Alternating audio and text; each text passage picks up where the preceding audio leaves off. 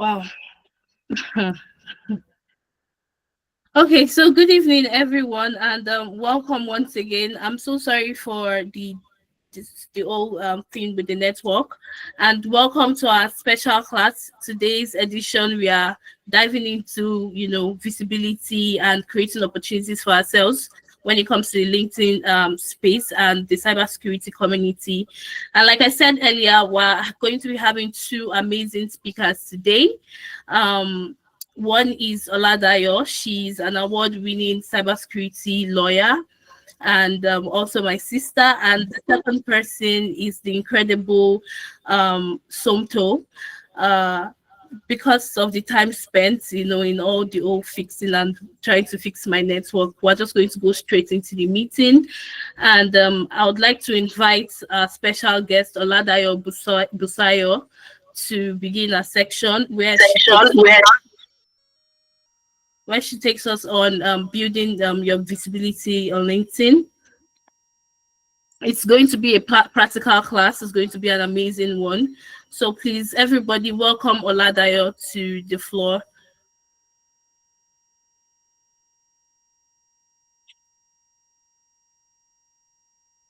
Thank you. Thank you, everyone.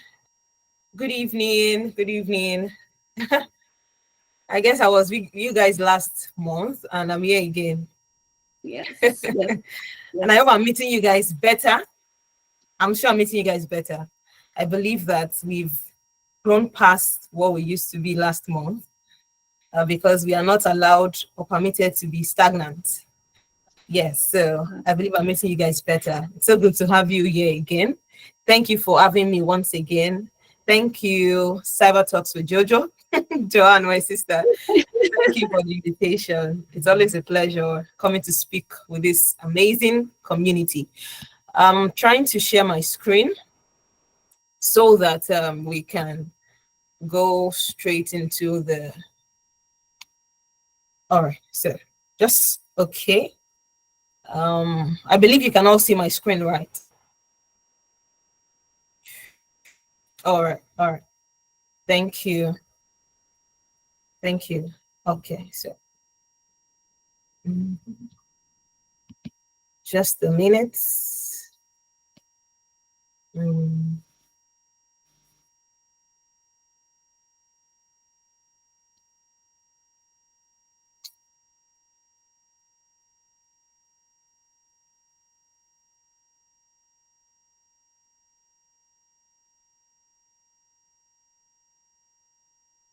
Okay. So today we'll be talking about LinkedIn for cybersecurity professionals. How can you position yourself? How can you be seen? How can you get opportunities? And one of the biggest controversies, I would call it misconception about LinkedIn, is the fact that it's a platform where people just come to boast and boast alone, which is actually not true. The thing is, I used to have this mindset too, way back in 2022, before I joined LinkedIn later, right?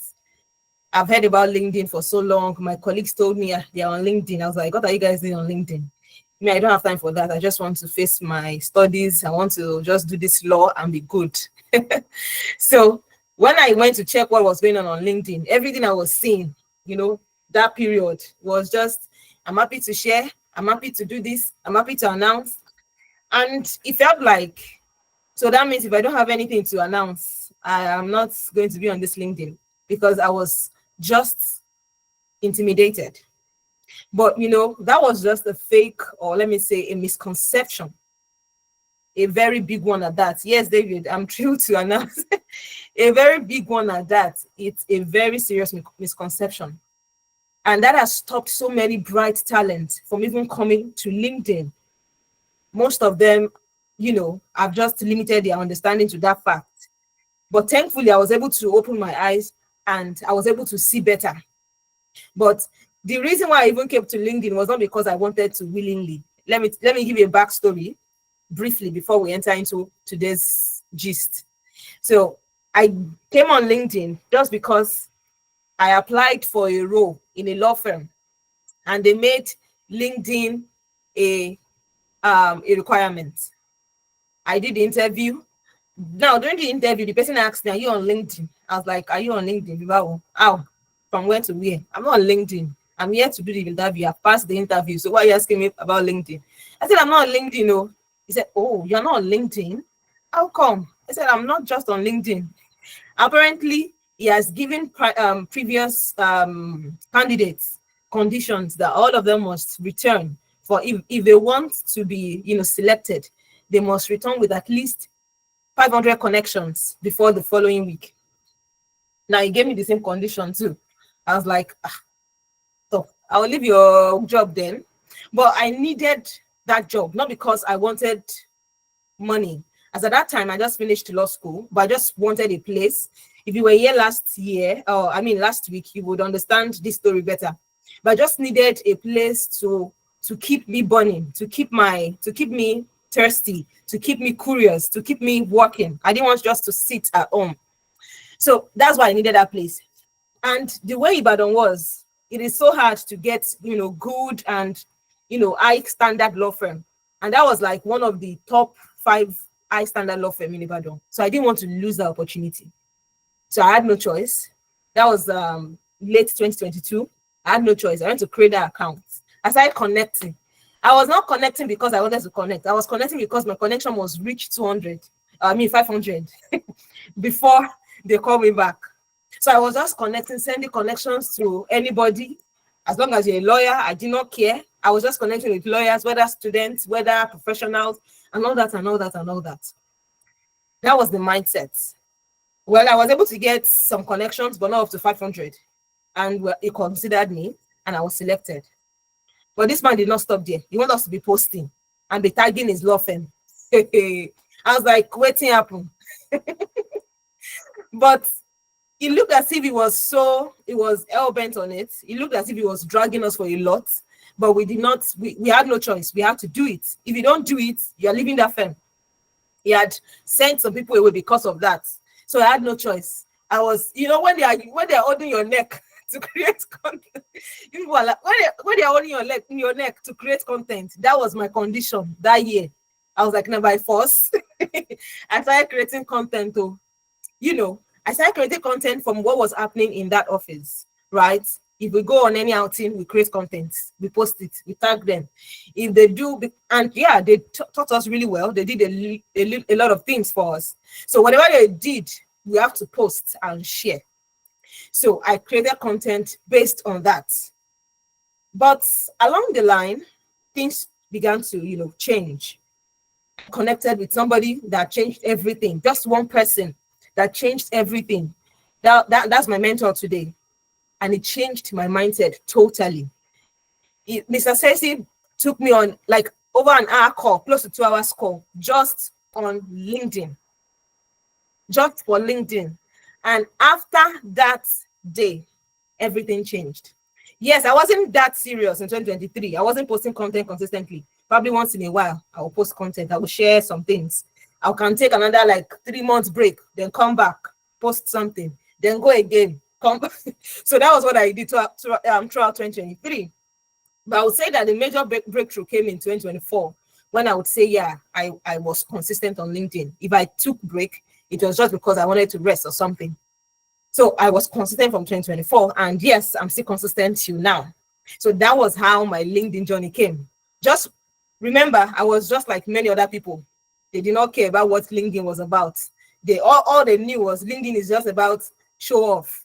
I'm happy to announce, I'm thrilled to announce different English. That was what LinkedIn was about, to my understanding then. But everything has changed, because this same LinkedIn that looked as if they dragged my neck into is the same platform that's changed my life.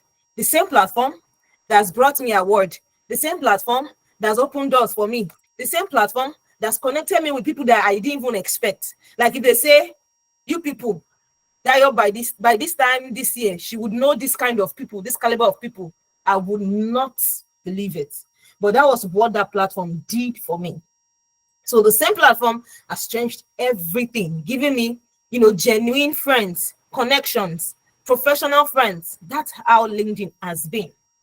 And that is why I'm here. And I would say because of that, I'm a little bit qualified. I'm not a certified LinkedIn coach at all. I'm not those LinkedIn coach that you see online or on LinkedIn. No, it looks like everywhere is saturated. Everybody is LinkedIn coach. I'm not. I'm just here to teach you my experience, what worked for me, what is working for me. I'm able to get what I'm getting on LinkedIn as of now. So that's what I'm here to teach you. I'm speaking from my experience, speaking from strategy and everything that has worked for me. So why LinkedIn? We keep hammering. Everybody come on LinkedIn. If you want to be seen, come to LinkedIn. If you want to do that, come to LinkedIn. Why LinkedIn? So first and foremost, you need to understand that this session will be very practical. It will be interactive and action oriented. Though I have limited time, but I will try as much as possible to, do something. And I believe we all will get something tangible from it. So what should you expect from this masterclass? For me, you would understand why LinkedIn matters for cybersecurity professionals. You will know some common mistakes that people make on LinkedIn. You would understand the key profile sections that you need to optimize, to be seen, to be heard, to be hired. You would know these profile sections that you need to optimize. You understand the top LinkedIn do's and don'ts. And I'll also take you through some best practices. And lastly, we are going to do, if time permits, I hope time permits, I'm going to do a LinkedIn live audit. I'm going to pick somebody, one person, then we would run through the person's profile and do an audit. And the criteria to choose that person is in my mind. I will not tell you guys, it's in my mind. But yeah, I'm going to choose somebody here and then we're going to audit the person's profile. So first of all, you would always hear something like visibility is the new currency. And that's just the absolute truth. If people don't know you, they can't come to you. If they don't know you, they can't talk about you. If they don't know you, they can't speak for you. If they don't know you, they can't pay you. I was telling somebody recently, I said, we all know that currently we are in a creator's economy. That is, if you are not creating something, you might not have any say. Explain why top voices, people that are already, ahead, explain why they have to come to LinkedIn and come and post something. The likes of Tony Elumelu, they'll just share something. You will see like 4,000 likes, 5,000 likes. It's because they understand that the age that we are currently in, visibility is important. People attach relevance to visibility. That's just how it is. And that's why some of my colleagues that are doing well, just like I am, some of them are not known because they are not visible. So that's the only reason why it will feel like, oh, it's only that is doing cybersecurity law. No, I'm not the only one. We have many people doing cybersecurity law. We have many people doing tech law. But it's because just few of us or few of them are visible. That's why we don't know the other people, even though they are sound, even though they are good, even though they are excellent. So visibility is the new currency. People attach relevance to visibility. As long as you are seen, you are relevant. That's just how it is today. And that's why you would see some half-baked creators out there. They are there because not like they know anything. As a matter of fact, you even know past them. But because people know them, they become relevant. So for you to be relevant in this industry, you have to be visible. We have thousands and thousands of cybersecurity professionals out there. You have to be visible. So visibility is key. Visibility is important, is the new currency. And what will visibility do to you? What will it do to your personal brand? It will build trust and relationships for anything you need.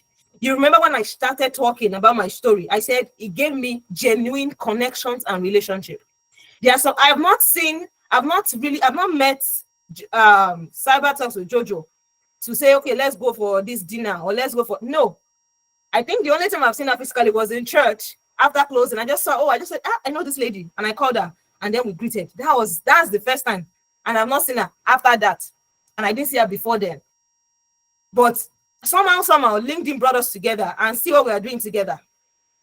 There are so many people like that. There's an amazing person on this call too. Miriam, I've not seen Miriam physically. In fact, she's in the north. But we've done so many things together. Well, we've chatted, we've called, and you would think that we know, you would think that we know each other physically, the way we used to interact. The same thing, Ayonfe, she's on this call, except she has dropped. The same thing, Ayonfe, I've not seen her physically. There are so many people on this call that I've not met physically, but we have built genuine relationship through LinkedIn. So that is what LinkedIn will do to you. It will build trust. That's what personal branding and visibility will do. It will build trust and relationship for anything you need. That's why that's why Johan can call me and say, Dai, I want you to come and speak in this event if you are available. And I said, of course, I'm available. I can. That's why Miriam can say, Dai, I want you to come and attend this class. And I would attend. That's just how it is. Also, it makes it possible for people to vouch for you. It was easy for me when I was trying to build my website. It was easy for me to reach out to Joan. Please give me a recommendation, or give me something, give me a review. And she wrote like a page for me. It is what? Visibility. She has trusted me so much so that she could vouch for me, even though I'm not a blood sister. It makes it possible for people to vouch for you. It also puts you top of mind. There's a terminology they call TOMA, top of mind awareness. That's what personal branding will do to you. You'll be top of mind. That's why some people will say, Oladayo is the only cybersecurity lawyer I know in Nigeria. Like I said, it's not true. We have many other cybersecurity lawyers. But because most of them are not visible or they don't have so much visibility, that is why I am top of mind. Do you understand what I'm saying? So if you want to be that top of mind cybersecurity professional, you have to be visible. That's why if they think about 1 to 10 cybersecurity professional in Nigeria, they will think about Confidence Safely. They will think about Dr. Reti Oluwa. They will say, what's the name? Adeshola Oguntimehin. They will say, Miriam. They will say, Joanne. They will start mentioning all those people because what? They are top of mind. Also, what visibility will do for your personal brand is that it will give more of what you will get more of what you are seeing or known for doing. Somebody cannot come to me and say, I know you're a cybersecurity lawyer, but please come and talk about real estate law. Except you want, normal knowledge that I have, that I've been trained in law school. That's what I will give you, because that is really not my area. It's not like I can't talk about real estate as a lawyer. Of course I can. But the way somebody who is a professional in it will talk about it and deal with terms, deal with technologies, will be different from the way I, who is not a professional in it, will be different from the way I will talk about it. So that's why you can boldly come and say, I want Olada to come and talk about cybersecurity law, because that's what I know. That is what I'm trained for. That is what I can do or talk about more without, they can wake me up and say, yeah, talk about cybersecurity and I'll keep talking. That's just how it is. So you get more of what you are seen or known for doing. So if you are known for cybersecurity, that's what you will get. If you are known for security awareness, I'm coming to that. Some of you it is so canalist that you are, or you are doing what's it called, critical infrastructure or incident response. That's your main area. But throughout, everything you post about is only cybersecurity awareness.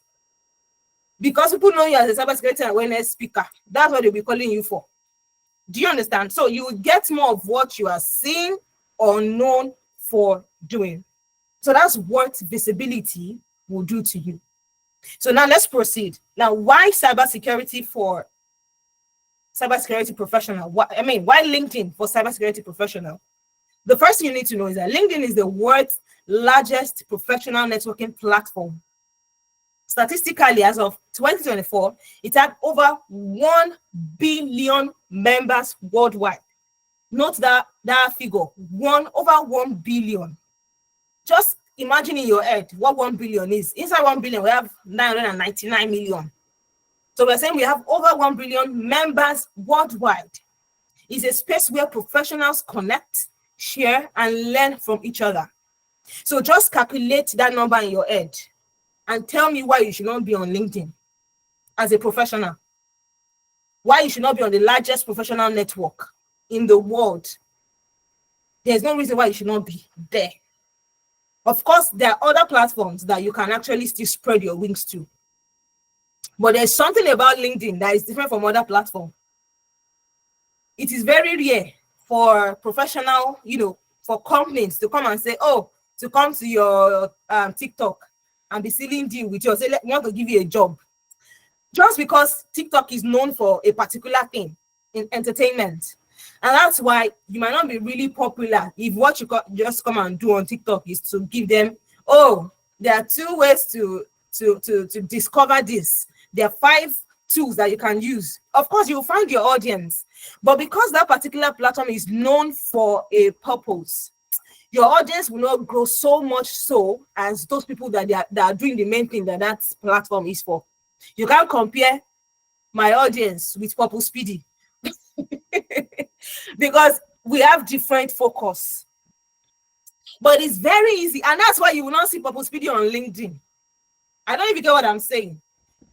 First, I'm not saying that you can't build on those platforms. I'm currently building on IG, and I'm also trying to build on YouTube. Yes. I'm not saying you can't build on those platforms. I'm saying that platforms are known for certain things. And except you are ready to tweak your content to such nature, you might not attract people that you want to attract. Do you get what I'm saying? Except probably you want to make cybersecurity, kind of funny, kind of, yeah, you can be on IG and be doing whatever you want to do. I would give you an example. There's a guy called Timi Agbaje. You guys must know. You guys will know him.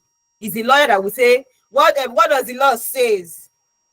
You know how he's talking about law, but there is a way he does it that, in fact, you forget that he's talking about law. It looks entertaining.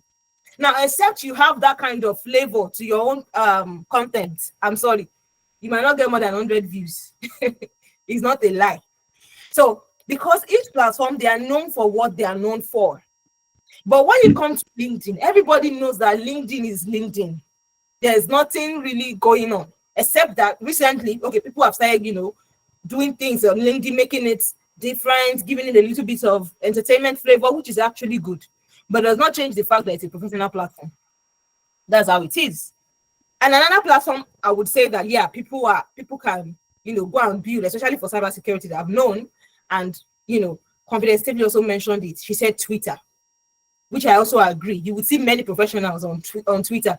That's why you see different spaces, cybersecurity spaces on Twitter. Yes, I know that Twitter is also good for, connecting as a cybersecurity professional. But most importantly, LinkedIn. Which is why if you're not on LinkedIn and you're trying to build yourself as a cybersecurity professional, then you're not doing yourself so much good. Right. So what is the importance and benefit for cybersecurity professionals? Why should you guys be on LinkedIn? To connect to professionals. Very, very important. You will get to connect with people outside the country. Just this week, Tuesday or Wednesday, I was on a call with a guy in India. He has a law firm. He owns a law firm. And yes, I think the law firm is kind of big from what I've seen. He has a large following on LinkedIn too. He just messaged me out of the blues. So can you jump on the call? I jumped on the call with him. We spoke. And if I have any brief, our agreement is if you have any brief that is Nigerian related, I will reach out to you. If you have any brief that is India related, reach out to me. That's what LinkedIn does. Share, okay. Do you think, as I am in this Nigeria, there's a way that I'll connect with a guy in India? Never. I want to do it. Or is there any possibility? Queen, are you talking? Please mute your mic if you're not talking. Thank you. So, is there any possibility for me that is in this Nigeria to connect with somebody in Canada that will just call me? Oh, we can jump on a call. There's no problem. There was a time I was planning a program with a girl too. She's an Indian. I was planning a program with her too, but we've not done it. Probably we'll do it this year still. There was a time I was supposed to arrange something with a lawyer in Canada. We jump on a call. That's what LinkedIn does. That's what this online space does to you. But it's better on LinkedIn because you are connecting with professionals, either in your field or outside. So LinkedIn makes it possible to connect with professionals, whether whether middle, whether below. That's why you can be first connection. The way even LinkedIn even put it, you can be first connection with somebody like Confidence Steffi. You can be first connection with someone like Dr. Etioluwa. And because of that, you automatically have access to their DMs. That's how LinkedIn works. You will learn from expert and thought leaders. I used to say it. The online space is like a free university. And in fact, you are only going to see what you want to see online. That's just how it is. If everything I want to learn, if everything I want to be seeing is entertainment, Mr. Algorithm will bring entertainment to you. For example, if you're on IG, if everything you're watching is shoe, notice yourself. If you have been looking for shoe, IG will keep bringing you shoe. If you're watching a video, or probably the meme that you're watching is about relationship, it's always going to be relationship. You just always be seeing videos on relationship. The same thing it is too on LinkedIn. Whatever you are, the algorithm sees that you're attached to, that's what it will be bringing. As a matter of fact, me personally now, I'm trying to do some audits because I don't understand what my feed is like. Most of the posts that I see posts about all these LinkedIn experts, LinkedIn coach. Now, what I see? And that's not my field. That is not my field. So LinkedIn, the way LinkedIn works, whatever you have been feeding yourself with, or whoever you have been engaging with, you will see their content more. So if you as a cybersecurity professional, the only people they are engaging their content are the LinkedIn coach, content strategist, social media manager, virtual assistants. That is what you will be seeing. David, no, I don't want to be versatile. Not that kind of versatility. But you are a cybersecurity professional. If you want to learn from experts, engage with their content. The more you engage, the more LinkedIn will be bringing people to your feed. You're able to connect. You're able to engage. You're able to comment well. So somebody said, why is everybody too serious? We are coming to that. That's why I said, okay, let me distract myself. So number 3, showcase your skills, experiences, and achievements. You build authority on LinkedIn as a cybersecurity professional. That's one of the benefits. You're able to showcase your skill. You're able to put out, your experiences. You're able to put out your achievements. Some people say they'll come and put out their failure. That's how it is. Sometimes I post my failure too. Oh, I failed at this thing. There's no big deal. So LinkedIn is giving you an opportunity to build authority. You are coming with your original posts. I'm still going to talk about it. Some of you, it's only reposts. When I have gone to some people's pages, and every post that I've seen there is only repost. You know how they write for yourself. Like, I used to wonder, repost. What have you written? No, you can't grow. Just imagine I'm trying to recruit somebody, and when I check their profile, everything there is always repost. I believe that the person is not creative enough, or probably is not knowledgeable. Because if you are knowledgeable, you would write about what you know. I will not leave your neck. Oh no, I will not leave their necks. If you're knowledgeable, you write what you post, what you know. So please reduce the repost. You to put your content, your own, put it. The first point is discover jobs, get noticed by recruiters, and attract clients. That's what LinkedIn does for you. If you have a proper positioning on LinkedIn, you would get job opportunity. Confidence definitely said something. She said like 70% of cybersecurity job openings, they don't post them on LinkedIn. Most of them are happening in the DMs. Guys, is it clicking? Most of them are happening in the DM. So imagine your profile is empty. How will I DM you? I cannot DM you when it's not like they are using Juju for me. I cannot DM you.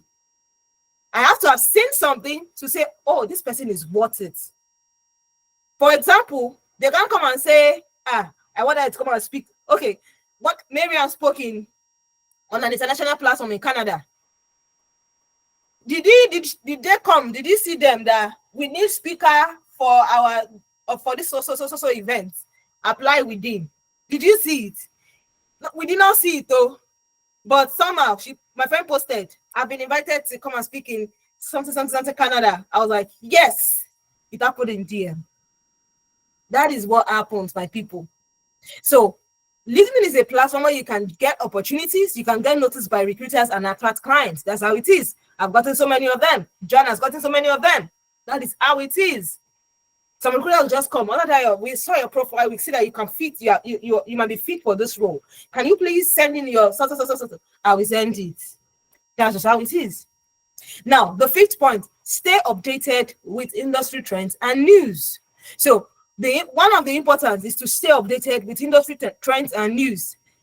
See, sometimes if I don't read any article, whatever I've read on LinkedIn is enough for me, because information plenty for that platform. Except you are not doing the right thing there to be getting those information. Information is so much. I got to know about the European Act, the AI European Act on LinkedIn.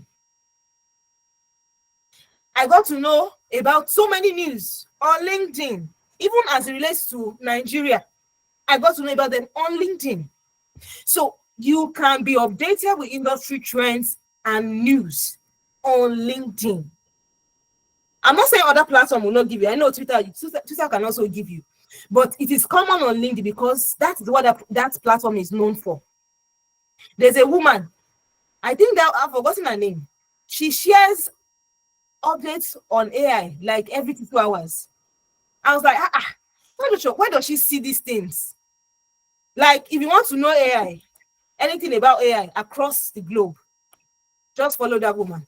Every 2 hours, she's always dropping something. That is how it is. So LinkedIn is important and beneficial. Oh, thank you, Mama Faith. Yes, Louisa. So you guys, go and search for Louisa. If you want to know more about LinkedIn, if you want to know anything about LinkedIn, please just stick to it. The importance and benefits for cybersecurity professional is, you can't overemphasize it. You can't even deny it. So LinkedIn is very important. I'm now telling you guys, if you are not on LinkedIn, you are going to create an account tonight. And if you have created an account, you have an account, a dead account, you are going to revive it tonight. So now, what are the common mistakes that people make on LinkedIn? Mistake, it's plenty. Some people say the mistake is going to be giving you headache. They're going to have it. So one of the mistakes is using LinkedIn as a public CV holder. Some of that, see, I know people that still believe up to date that the only thing that you can do on LinkedIn is come and get job. And unfortunately, up to now, I'm not shaming them. They've not gotten job.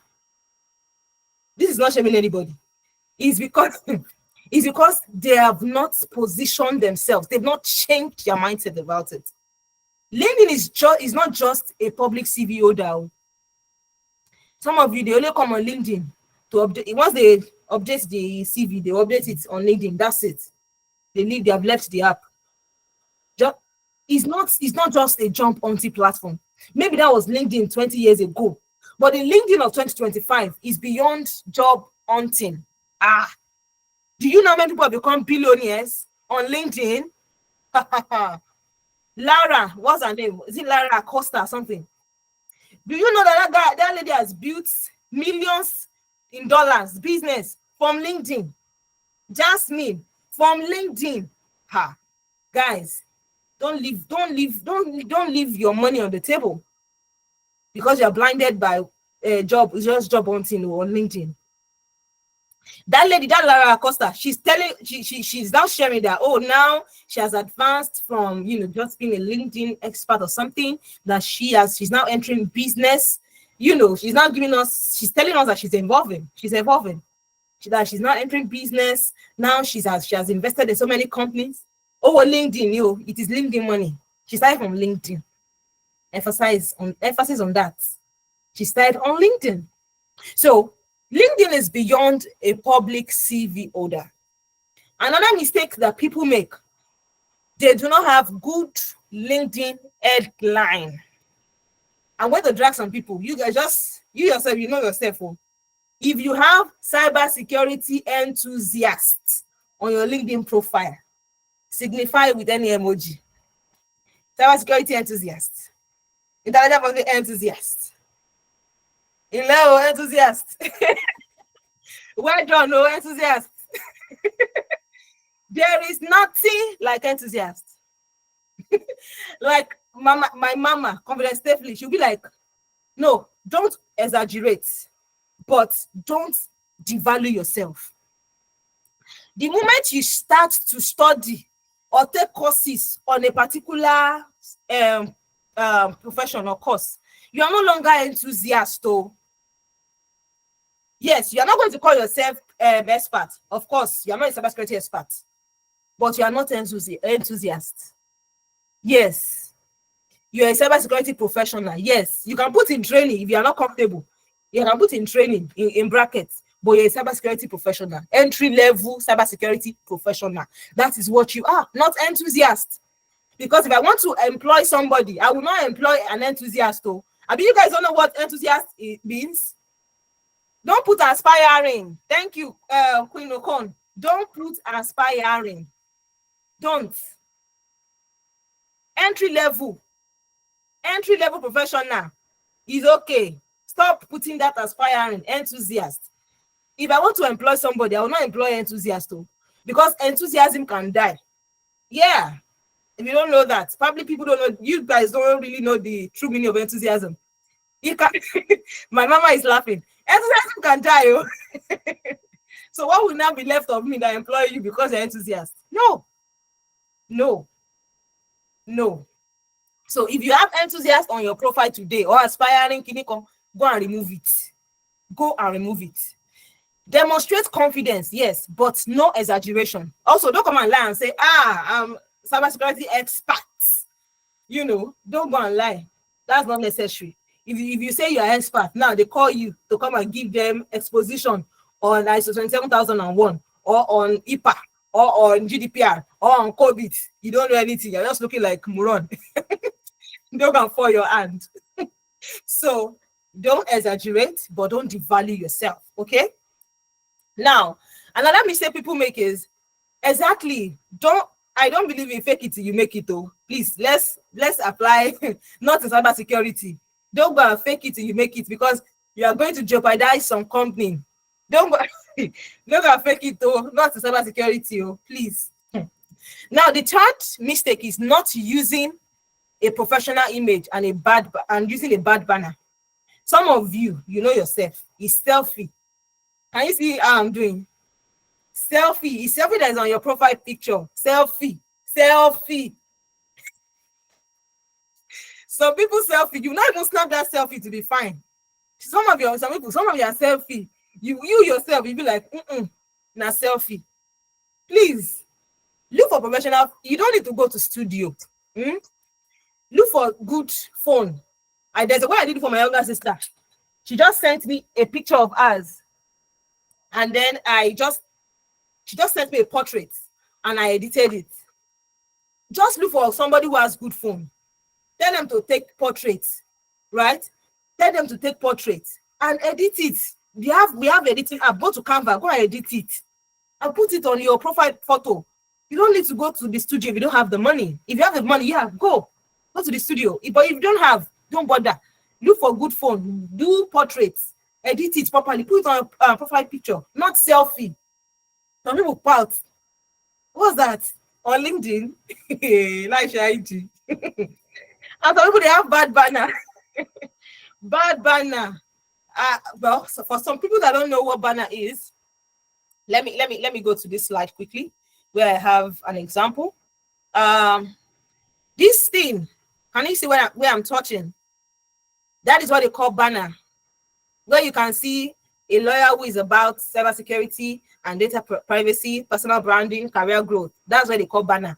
So some people have bad banner on their LinkedIn profile. Yeah, they have bad banners there. So some people, I don't even know, different thing just did for that their banner. Before I had their banner that you just saw, I went on Canva. There is this banner that is very common, a typewriter. Then there is you put your name and what you do, your destination. If that's the kind of banner you have, go to Canva, go and download it, put it. don't just put anyhow banner. Don't put anyhow banner. Don't put, oh, it's okay. I don't want to say too much. Next thing. Okay, let me just say this. Let me just say this. Some of you, I've done it before, but not on LinkedIn anyways. I've done it before. I'm a Christian, a core one at that, a sound one, a serious one, right? But some of you, do you know what's on your banner? Jesus baby. Well done. Well done, oh Jesus baby. Well done. It's Jesus baby that will give you a job.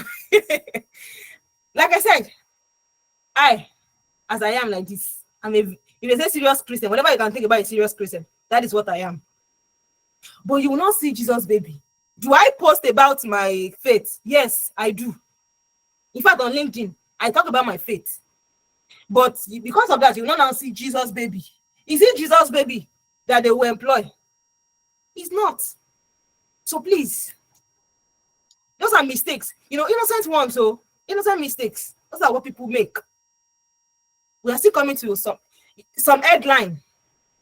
You will see, oh my God.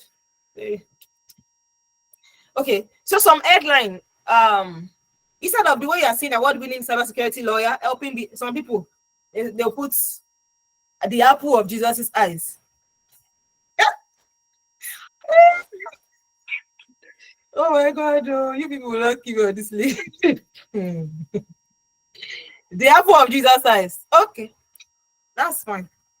If that is what is on your headline, keep it up, Keep it up. You go and remove it. Go and remove it. You can be bold about your faith and still not litter your profile. Some people is lie. Even the apple of Jesus is lie. It's lie that is there. Everything is lie. Okay? Everything is lie. Some of you know yourself. Everything is lie. Be bold about your faith. Miriam Shaibu. You guys will know cyber hijab. You guys know her. I think she's on this call. You will know. Who will not know that she's a Muslim? A sound one at that. But please, where do you see it on a headline or on a banner? You will not see it. That's how it is. Even those people that use LinkedIn, I have seen some people that use LinkedIn to promote faith. You will not see Jesus baby. They see where they put their headline, but whatever they talk about is faith.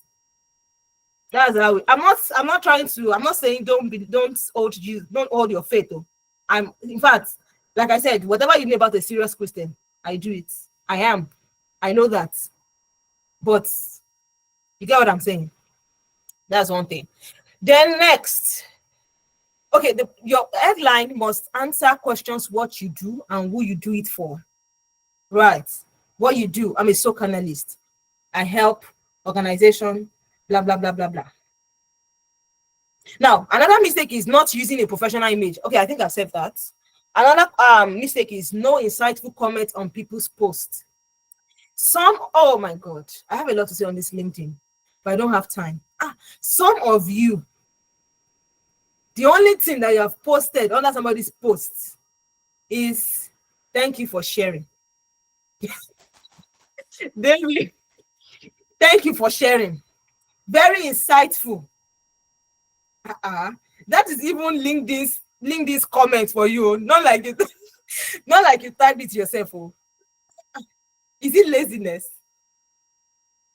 Be some of you, it's not even laziness. You did not even read that post. You just wanted to mark attendance. No, now. You just wanted to. You people should stop it. If you cannot make any. Okay, Miss, I will attend to that, Miss Faith. So someone just please try to put insightful comments. The comments that the person that posted it will even see and say, and that will let me touch on it. Stop, you people, stop in the name of God, I beg you. Stop using ChatGPT to put comments. Stop using ChatGPT. And it's not even bad. Some of you, You will not even remove that intro. Is this good for you? Should we tweak it? You just put it and paste. Bah!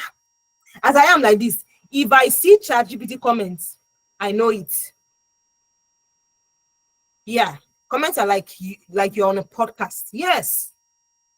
If I see ChatGPT comments, I know it. I'll be like, oh, this one is just ChatGPT to write comments. Please, you guys are brilliant. You guys have brain. You guys have it. All of us have it. We have it. Just sit down, read that post. Once you read it, is there a way you can you question it in your head, or can you summarize it in a better way and put it in the comments? That's it. And sometimes it could be you being curious. Oh, there's this part of your post that I don't understand. Can you please explain to me? That could be your comment. It doesn't have to be always put something. If your own comments could be a question because you read it and there's a part that is not clear. And in your comments, don't be confrontational. Don't come and be dragging that. Oh, I want them to know that I need to come and drag somebody. I will just block you. I almost blocked one lady one time like that under my post, but she's somebody I like that, you know, we have been closer than. I almost blocked her. But seriously, if you are just coming to the comments command, I will block you. I will delete your comment. Another thing, connecting with industry professionals without an intro. You know, some of you,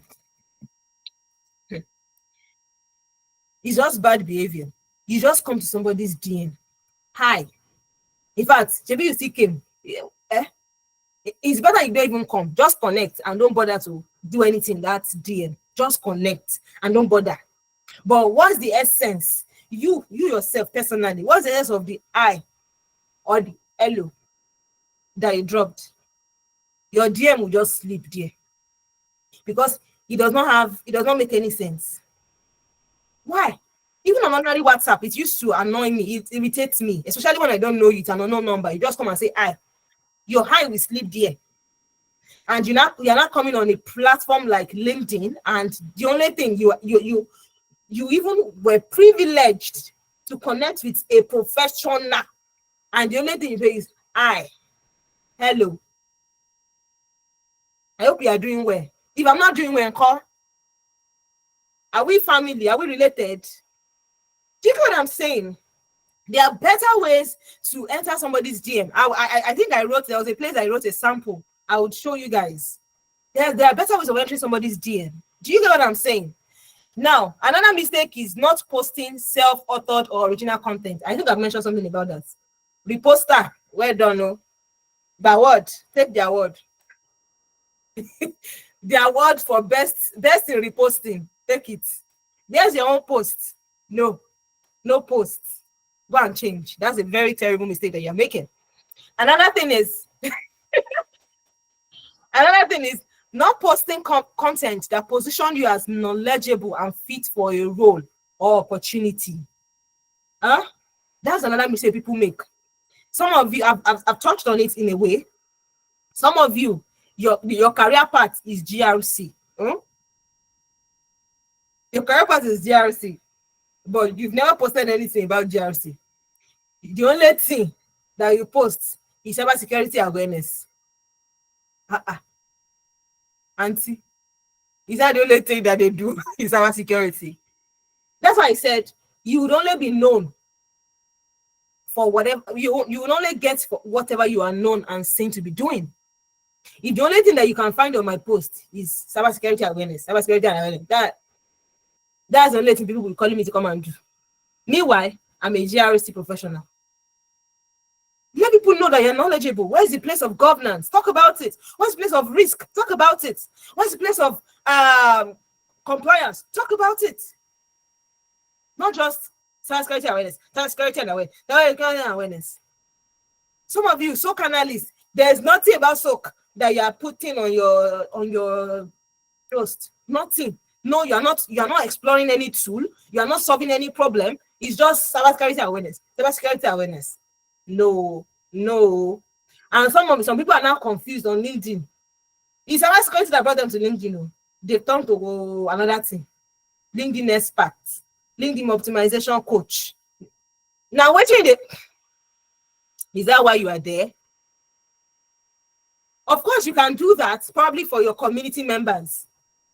At least your community member, it is LinkedIn that brought all of you together. But because you are knowledgeable about LinkedIn more than them. Yeah, for example, I can do that for lawyers because I'm knowledgeable about LinkedIn. But you will not be seeing, that's not what I'll come and be posting every day of my life. Eh? Some people are now confused. LinkedIn expert, LinkedIn professional, how to optimize your LinkedIn, why? Please post, make content that will position you as knowledgeable and fit for the role that you're looking for. You guys have to be strategic. Very, very strategic. You have to be strategic. There are many people looking for SOC analyst role. And the only thing you're there to be posting is you're only reposting people's posts, or you're talking about something that is not related to the role you're looking for. You have to be strategic. If you're looking for a GRC role, explore GRC posts. You will see people will come to your DM. That's how it is. Not requesting recommendations. I was also in that WhatsApp group. I used to think, why would I be asking people to recommend me for anything? If they want to recommend, let them recommend. Bros and sisters, ask. That's why you're in a community like CyberTalks with Jojo, right? If you're in that community, if there's any time, you can ask CyberTalks to Jojo. Jojo Alpha, can I ask people to give me recommendation? Let them go and give you recommendation on LinkedIn. Especially people that you've done something together. Probably you've done a project, you've done something, let them go and give you recommendation on LinkedIn. Ask, request. And you guys can also interchange. If you do for this one, they also do for you. Those recommendations are very important. They give you sort of credibility aside from what you're doing. Now, not using or using improper hashtags. It's good to use hashtags, but don't go and decorate your post with hashtags. Some people, their posts can be like just one paragraph and they have like 10 hashtags. Why? One or two, in fact, two is okay. 2 is okay. But the hashtag you're going to use has to be related to your field. For example, when I use hashtag because I noticed that when I use hashtag, I want to share my post, all those long 00 percentage sign, they will not be there, right? So I try to use hashtag. So I use cybersecurity, that's the hashtag. I use that one. Sometimes if I'm talking about data privacy, because I use data privacy. Do you understand? Use hashtag like that. And if I'm talking about something related to law, I can put legal profession or hashtag lawyers on LinkedIn, stuff like that. So use hashtag that are related to what you're posting or your field. And also don't use too much. 2 is okay. At most 3. Sefini, that's it. The next thing, quitting because people are not engaging. That's one of the mistakes people make. Because today is 1 like. Tomorrow is 2 likes. They are not doing again. They are not. Please continue. I've seen somebody whose post, the post, he has not had like 10 likes before. But come and see how recruiters are coming into his DM. We saw that you posted about this. Oh, you can see that you're knowledgeable in this. Are you ready for this role? Are you ready? But that's how it is, oh my dear. Forget about virality. Sometimes virality does not pay any bill. Some people are not going viral, but they are cashing out. They are getting opportunities. That's what matters. So forget virality and stick to what you are doing. Do you understand what I'm saying? Don't mistake virality with opportunities. Don't mistake it with somebody. Some of the top professionals, top creators, they've confessed before that sometimes it might be their post with only 50 likes that will give them client to, and the one with 1,000 likes will not do anything, will not convert any audience. So forget virality.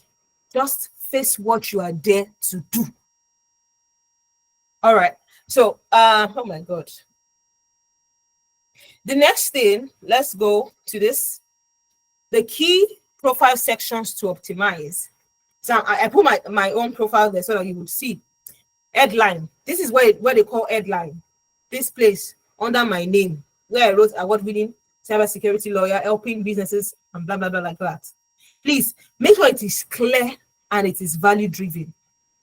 Make sure it is clear. If you are a cybersecurity analyst, put it. If it is SOC analyst, put it. Don't confuse your audience. Some people, you will check their headline, be like, what exactly are you doing? Right. And that will lead me to the question that Miss Faith asked, that she has so many things that she's doing. I think let me check the comments where she dropped it. There's a lot of comments, but let me see if I'll be able to. Okay, so she said that how can someone with multiple interests do their headline? It is detrimental to have. Is it detrimental to have multiple interests? It is not detrimental. It is not. So she said mine is privacy, cybersecurity, accessibility, and AI governance. Now, my own question is, what is the major? Because there's always a major. There is always a major. For example, I also do privacy.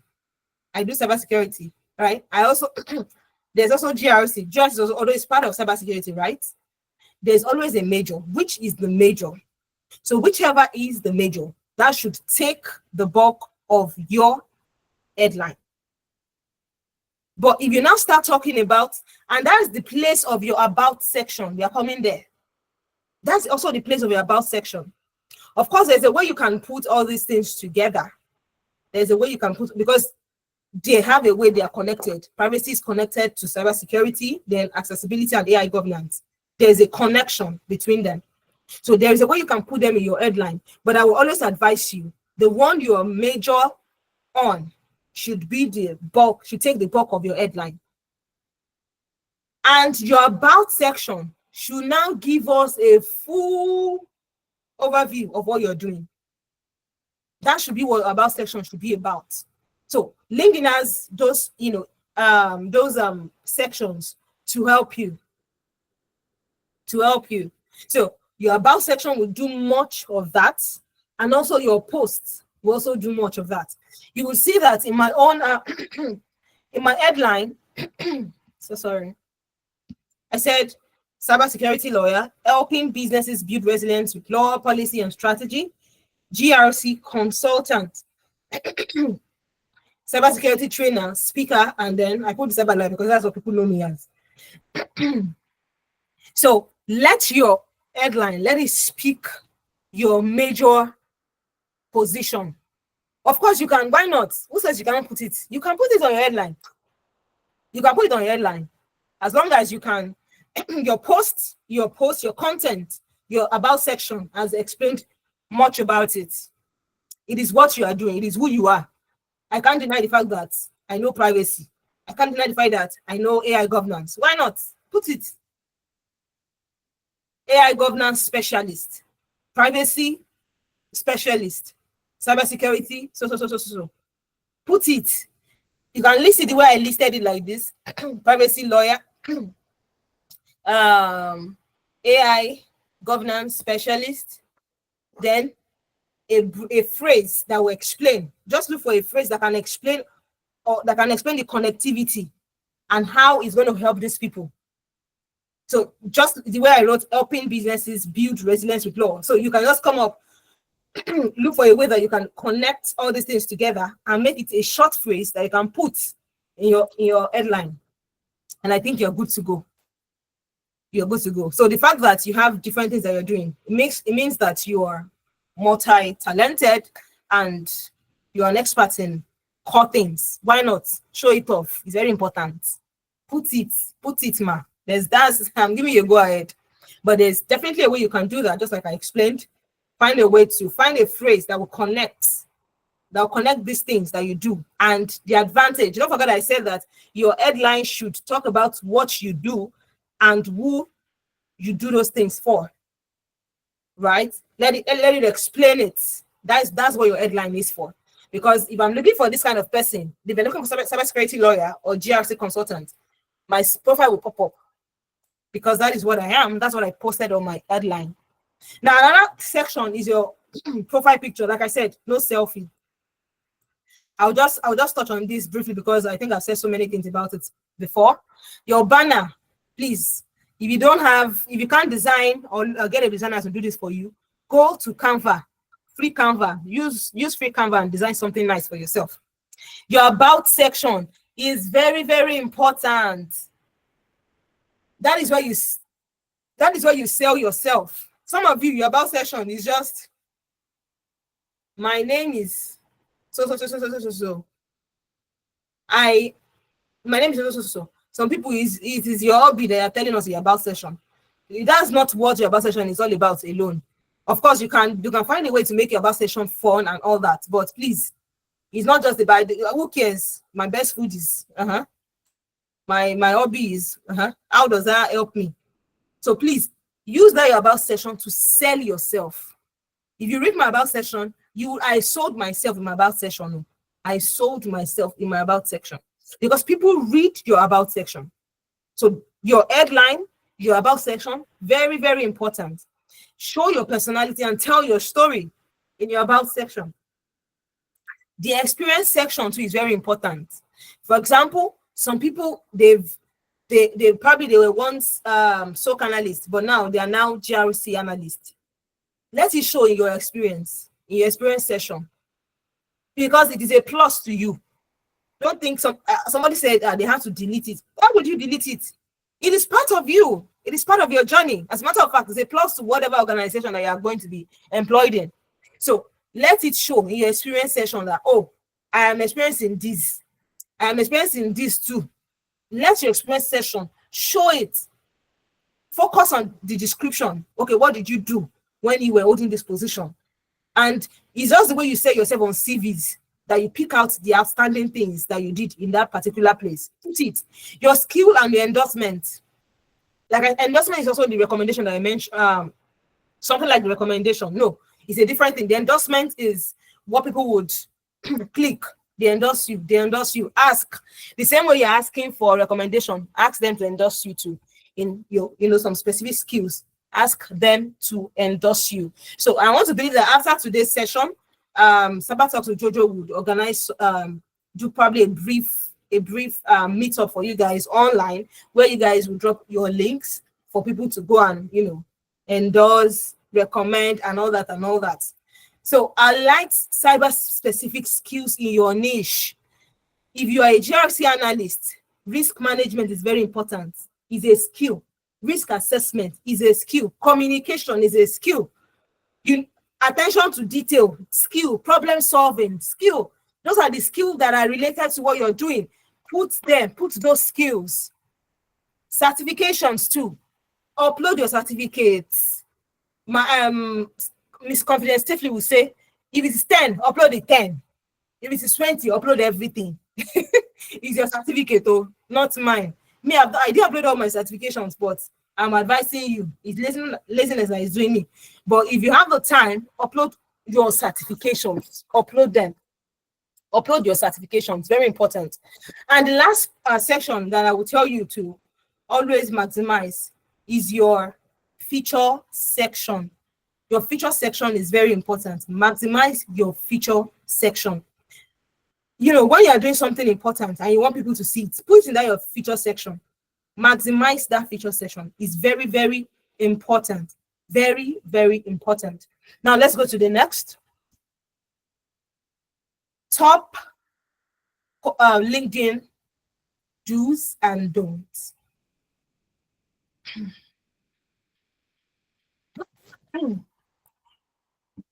So top LinkedIn do's: post consistently. Now, you people will think that I'm saying post from Monday to Friday.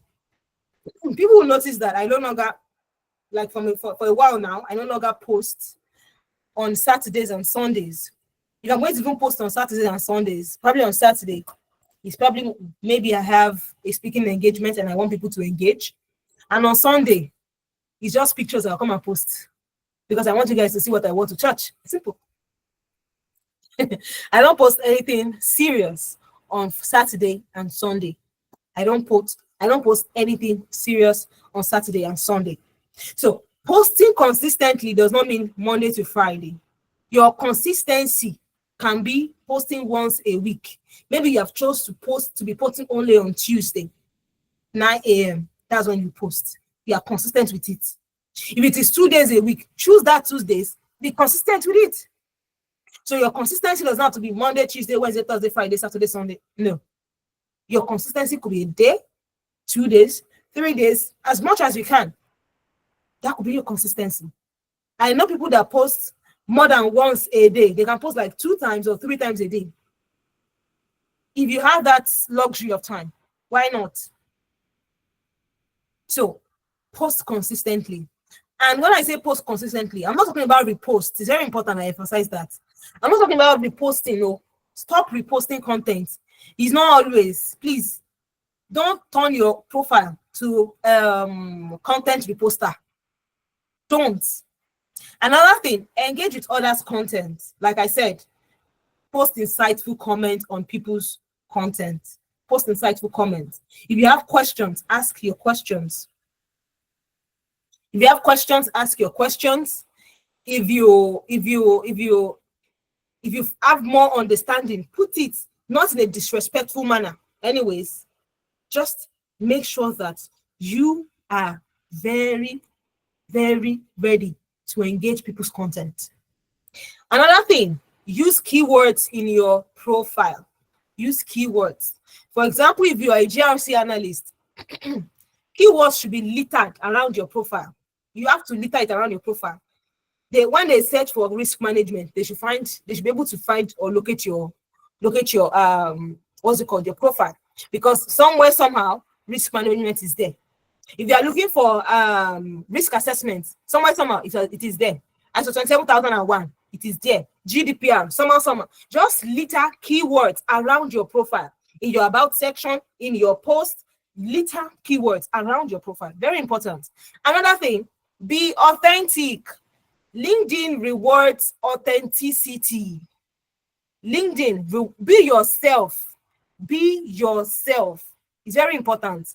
Some of you've copied people so much that you've lost yourself.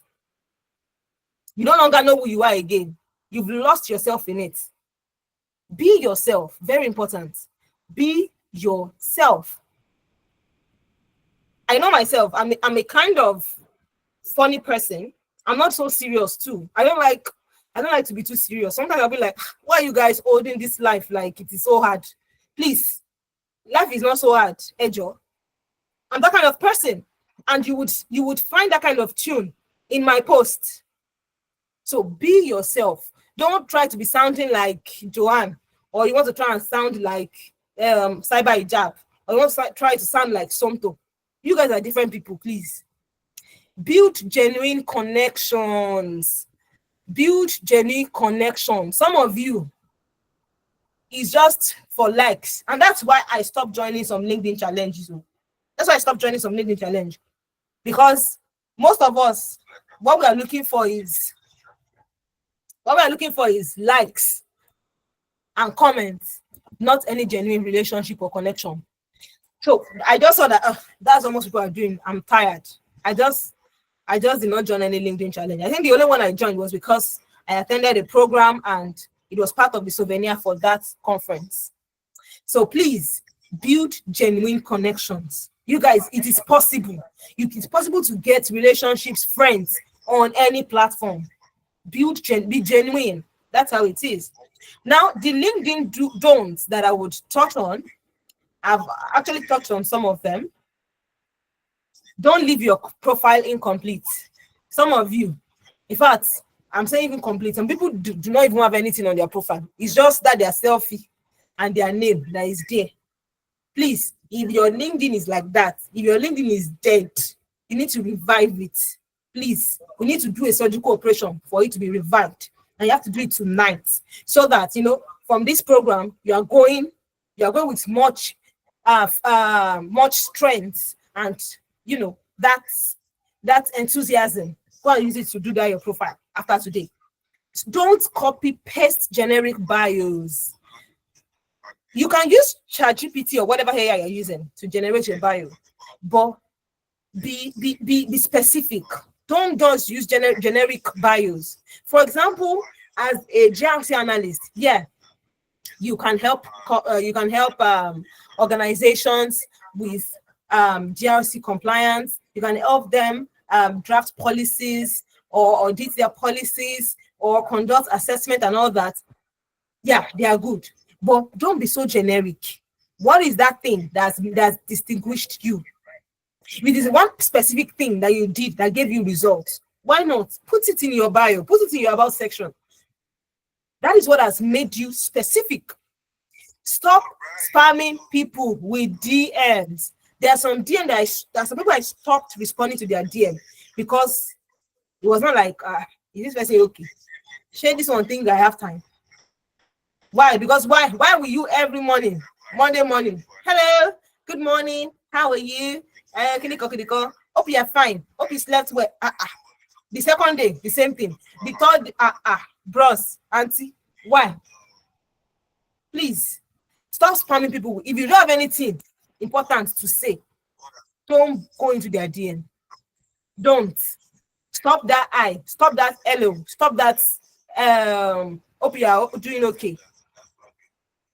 It's not say it's not exactly like, are you guys friends or dating? Why are you entering my DM like that? Why? I stopped answering some people.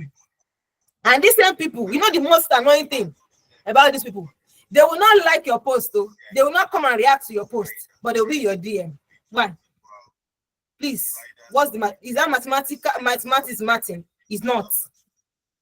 Please, don't be that kind of people that will be annoying and irritating some other people. If you don't have anything important to say, don't bother to DM them. Be doing your stuff in the comments. Let them notice you. There are some people that I noticed just because they used to comment under my posts. I noticed Prince Lacey. I think he's on this call. I saw his name. Why? I used to see him under my every single post. I used to, after that last class in July, I have noticed him. He will see himself soon in this class. I have noticed him. Be noticeable. There are some other people too that I used to notice under my posts. Be noticeable. If that kind of person enters my DM, oh, my dear, I will listen. Because what? I already know him. Please, don't be part of people that will be spamming people's DM without any value. You don't have value to give. Just hold yourself. Now, post content.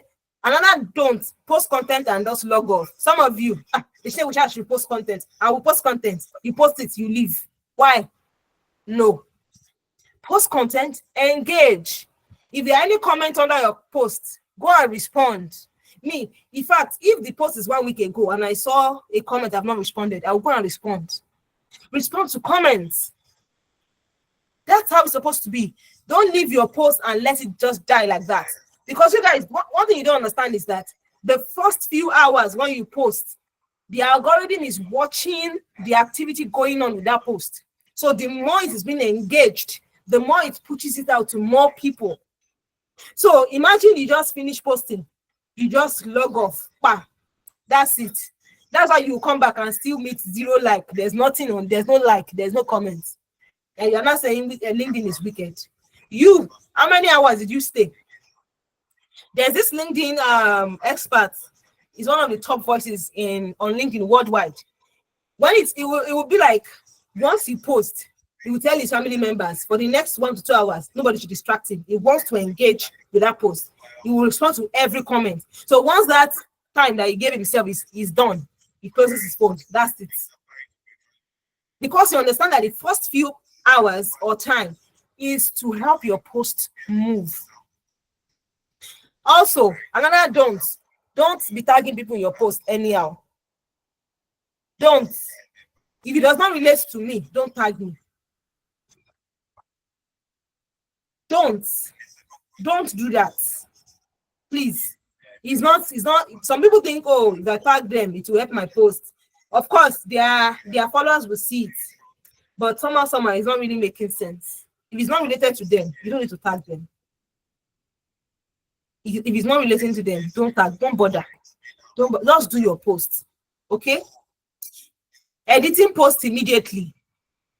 That's why before you post, read properly before you click on post. Don't, because the moment you post it and you edit it immediately, it will affect the reaction, especially for new people that are growing their accounts.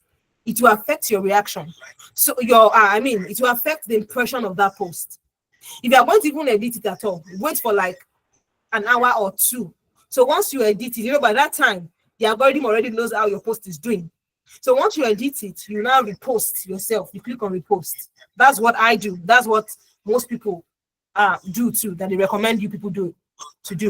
So once you edit it, don't edit it immediately. Wait for like an hour or 2 hours, and once you edit it, repost it so that it will keep pushing. Then lastly, putting external links without removing the link preview. Especially if you have what's it called? Okay, let me say this. I used to say this. The best content I've seen, like most content do well because of visuals. I've done like an experiment. I've seen somebody whose content on a norm used to have like 200 reactions, 150, 300 reactions, from 150 to 300 reactions when she uses visual. But the moment she just posts without picture, without anything, maybe like 60 likes or 70, it does not reach that 100.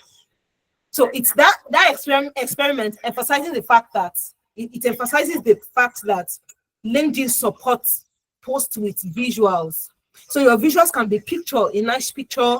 It could be a carousel. And now LinkedIn is, embracing video. It could be video. Try to make sure that you add something to your posts. Don't just post it like that. Sometimes such posts used to even get lost in between, because most of the time they look like comments.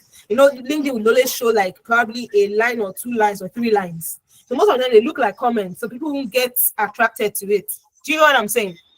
And if you use external links, that when you post a link, most times the link will show a preview, right? It will show a preview, but there's a way when you press cancel, that preview would go away. So for LinkedIn, always remove that link preview. Especially if you have a picture or a visual, always remove that link preview. It's very important. Always remove that link preview for LinkedIn. Okay, so that's about LinkedIn do's and don'ts. The next thing is the best practices in LinkedIn. Like I said, I've touched some of these things. So one of the best practices is comments. I would always say it. Post, make comments, insightful comments. Use your head to post that insightful comment.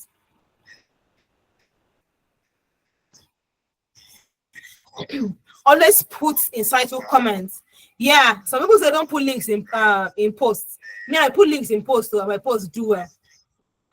Yeah, LinkedIn needs to check, because they want to be sure that such links are safe. Excuse me, they want to be sure that such links are safe. That's why people say don't post link, because if you post link, it would reduce your the interaction with your post. But I've noticed that the posts that I do with links, nothing happens. They still go as far as they want to go. If they want to go viral or far, they still go far. But the only thing I would say is always just remove that LinkedIn preview so that you can add your own visual. Right? That's that on that. Now, best practice comments, like I said, make insightful comments. If you don't have any comments, don't post anything. If your comment is insightful, thank you for sharing. I'm not saying don't say thank you for sharing, but not all the time. Some of you're just known for that. Thank you for sharing. What's it on? No, please let people know that you know this thing. There was a time that, and that sometimes I used to use that strategy. Once I comment under your post, and I know that this person is the top creator, and I comment under your post, and you reply to that comment, I went on your DM. Hey, as anyone I know that this person have been trying to get their attention, I will enter your DM that day, and I will go and refer to, oh, thank you for the post that you made. It's so enlightening. I will still relate it to my comments and all that. Then I will start talking. We now start talking about other things. That's why I used to enter some of those big people that you guys know. That's why I used to enter their DM. I might not even do it immediately. I might be commenting for a while, like following their post for a while. Then one day I went to the idea. So please make insightful comments, not chat GPT comments. We know if you are going to even use chat GPT, please be wise about it. Post original content. Like I said, stop reposting. Stop all this repost. Make your own content. There are many ideas that you can use. Talk about what you have recently learned. Talk about tools that you have used. Talk about a problem that you encountered and how you're able to solve that problem. Talk about training or materials that you use. For example, I know some people that when they write exam, they'll come and post about it, the material they used. If that's what you talk about it, talk about training or courses that you take that is beneficial to you. Share it. So those are post ideas. It's not all the time repost. Do your own original post too. Build consistent presence. Like I said, consistency does not have to be Monday, Tuesday, Wednesday, Thursday, Friday posting. It could be just once a month or twice a week or once a week, but be concerned with that time that you choose, so that people will know that, oh, when Dayo is coming to post, she's coming to post 9 a.m. on. She does not post on Friday, on Saturday and Sunday. Okay, we know that, except she wants to come and flaunt her pictures. So please, consistency does not have to be every day. Consistency can be a day, can be 2 days, or you're consistent with it. Optimize your profile. I already told you how to optimize your profile. The sections that you need to optimize. Optimize your profile, your headline, your banner, your about section, your experience and skill section, your recommendation section, your feature section, and all that. Optimize them. And network intentionally. Now, this is the part I said I was going to show you, an example of a message you can send to somebody. For example, if to say you want to connect with somebody like Confidence Safely, and she accepts your connection, you can just say, "Dear Ma, I hope you are doing well. I am so, a budding cybersecurity professional. Your profile caught my attention due to your incredible work in the field of cybersecurity. Now, if the person has a specific area, for example, let's say the person is into digital forensic, particularly in digital forensic, I believe that connecting with you would provide invaluable learning opportunities. And best regards, Oladayo." So that kind of person, they will know that, oh, this person has read my post. Sometimes you can come from the angle of, oh, I read this post of yours. I and all that. I love what you're doing. Then you say that, oh, I believe that your connection with you will provide me with more insightful and a valuable learning experience. Best regards. So just find a way to come to somebody's DM professionally and let them know that this person is actually smart. That's how it's supposed to be. And lastly, use keywords and be searchable. Like I said earlier, use keywords. Litter it all over you. If you are a SOC analyst, the keywords they use in SOC, use it. Litter it all over your profile. If you are a general analyst, litter out those things, because it makes it easier for recruiters or clients to search and see you. That's how it's supposed to be. So those are LinkedIn best practices. Of course, there are many other best practices, but because of our time, that we just stop at that. Now let's go to the live audit. Yeah. I don't know if Prince Lacey is here. I love what that guy is doing. I think I told you one time like that. I love what he does. He's really, really good. You guys should go and check him out. So well, I don't know the other guy by the side, that Victor, but probably somebody knows him here. But I want us to do like a comparison of profile. Some of you, in fact, we're supposed to clap for this Victor because somehow his profile is still appealing. Some of you, your profile is not appealing at all. Some of you, your profile is not appealing at all. At all. So, look at Prince Kwesi Lacey's profile.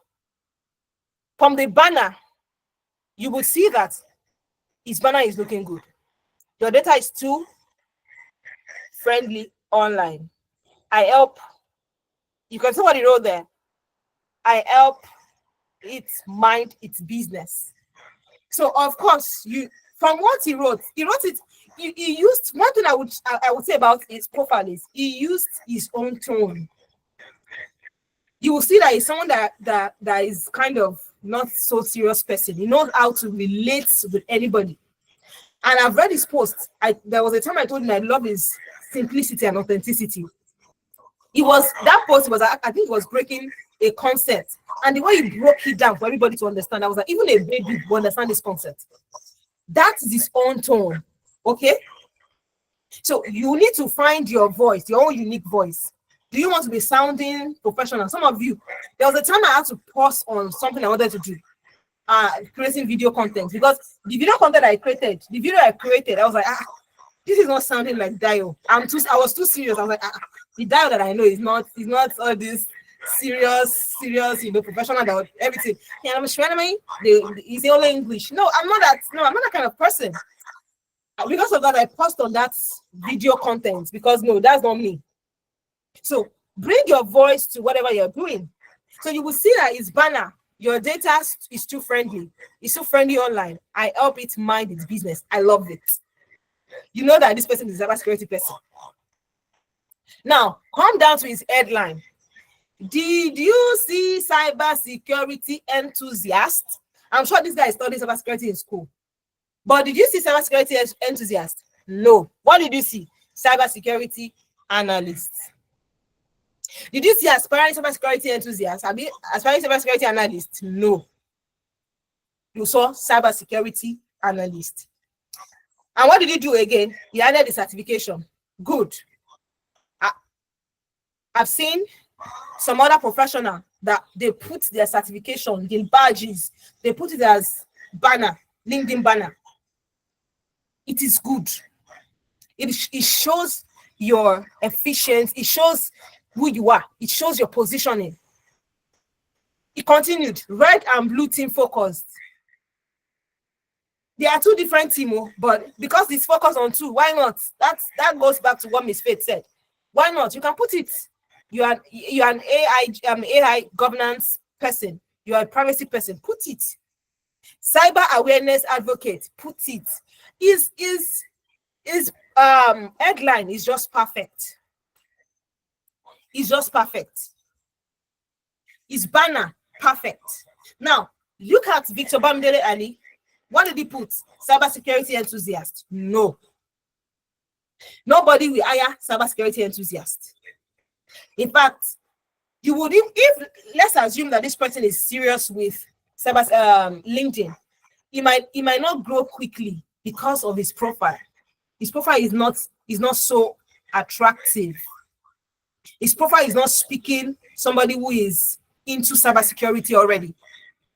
I can't hire an enthusiast. Like I said, enthusiasm will die. What will not remain? Forget aspiring. He even wrote aspiring. Forget aspiring. Forget that one. Put what you are. Put it there. Can you see that Prince did not say cybersecurity experts? He said analysts, which is good. For analysts, we can have entry-level analysts, we have mid-level, we have senior level, but cybersecurity analyst. So I gave you these two examples, because I want you to know a good profile and a bad profile. So if you're on this call and your profile looks like Victor Bamidele Ali, you need to work on it based on what we've told you today. You need to work on it. If it looks like Prince's profile, I'm clapping for you. You've done well. So work on your profile and make it better. I've told you the sections that you need to focus on. Use ChatGPT. It will help you. I'm not saying go and put everything and put it on ChatGPT, but use it. Use it to help you build your own profile. Okay? Use it. Okay, let me look through our comments and pick somebody before I go. Okay, Facebook Family said, I'm torn between channeling my energy to writing blogs or doing short LinkedIn posts. I think I get you, because for me, except you guys don't know, I recently launched my newsletter, my website, and my YouTube, right? I've talked about it for so long that do I want to do newsletter, because it would require me to write, proper article. But the thing about writing blogs is that you can repurpose your content. For example, whatever you write in your blog, you can actually still bring it to LinkedIn. Do you get? You can actually bring it to LinkedIn. That's just how it is. You can bring it to LinkedIn. So what I'm doing, for example, for my newsletter, because aside from LinkedIn newsletter, I also launched a Substack newsletter. Trust me, whatever I post on my LinkedIn newsletter, I'm putting it on my Substack. So you don't need to write different posts at different time. Of course, LinkedIn has a number of words that you can take. You can't take everything. So you have to, for your LinkedIn, if the number of if the wordings for the blog is so much, you can just remove some parts and post the parts that you want to post on LinkedIn. Okay? So don't there's a way to just go about it. There's a way to go about it. You can repurpose content. You can repurpose content. How can you revive a dead LinkedIn account? Go and do whatever all those things I told you to do. Go and revamp your LinkedIn headline today. If your profile picture is an old picture, change it to a picture that you like, that is recent. Go and revamp it. Put a good banner. Go to Canva, design a good banner. Put it. That's the way you can revive your dead LinkedIn account. Go and put it. Put a proper headline like Prince Lacey has done. Rewrite your about section. Rewrite it. Make it attractive. Then after you have done that, look at your certification part. Have you put latest certifications? Is your education updated? Is your skill section updated? Update all those things. Do you understand? That's how you revive everything. Oh, everybody's saying pick me, pick me. I'm saying you people's this thing. Oh, Joan, I think you should pick for me. Who do you want us to audit? Is this thing? Who do you want to audit? Who? Will you pick? Because of okay, let me see. Because time has gone. Time has actually gone. And we still have another speaker. I'm even surprised you're still on this call because I know you have another engagement. Like, see, I'm in that meeting right now. I know. Thank you so much for choosing us. Okay, let's oh my god, because of time. Okay, let's do Lawal. Oh, Lawal, okay. I'm saying, see my people. Hey, okay. Please, this one I just picked at random. I don't know Lawal, so please. But let's work with Lawal at Bolanle. Okay, let's work with Lawal. Okay, sorry, my people, but I didn't pick you. So sorry. I'm sure that from whatever I do with Lawal's Bolanle's profile, you'll be able to implement it. Oh yeah, open. Can you guys still see my screen? Okay. Let me change this my screen. Those that are muted, please, you guys should mute your mic. Please mute your mic. Please mute your mic so that other people get to hear. Thank you. Okay, all right. So this is Lawal Bolanle's profile. Why did we pick Lawal? Your profile is looking good. Why did we pick Lawal? I beg. Please let's move to the next. Please, this time around, pick someone else. Lawal, there's nothing. What's wrong with your profile now? Your profile is looking good. I mean, you guys are not seeing what I'm seeing. My profile is looking good, but do you think it's about the numbers? Do you think it's about the numbers? Can you hear me? What did you say? I said my profile is looking good, but I've still not gotten an internship yet. DM me, please. That one is about. DM me, please. Please DM. Should I DM? You DM Olada yourself. Should I message Oladayo? Message me or Oladayo, any one of us, please. All right, please let me message. I don't have a contact too. Okay, let's do Sheung. Please, let's do Sheung Olalere. Please, let's do Sheung. Yes, please. Okay, Lawal Bolanle. Yes, I can hear you. You know what is wrong already from what I taught you now. Oh yeah, you said what? I just scrolled through your profile. And I can't see any original post. Yeah, I've not made posts. All the posts that you have, they are all reposted. I reshared them. Yes, I repost. That's the problem. See, that's the problem that you have, because you have a good profile, but because I guess probably people can't trust you enough because they've not seen your original content. They need to see what you can do, and you can only show that from what you share. So you need to cut down on reposting. Start sharing original content. All right. I think that's what I would tell you. Just start sharing original. That's the only issue that I've seen, because I've gone through your posts for the last 1 year, and everything I can see is repost. All right. All right, let's keep the person. Johan, you said I should share one line. Okay. Lawa, please, mute your mic, Lawa. All right, I will mute my mic now, please. Joanne, I already texted you on WhatsApp. Thank you. Okay. And again, just so everyone knows, this meeting is recorded, so we can all go to YouTube and then watch it step by step, and then, because in fact, Oladaya said more than enough to help anybody who, even if your LinkedIn has been buried 6 feet, it can resurrect at this point. Please. Yeah. So okay.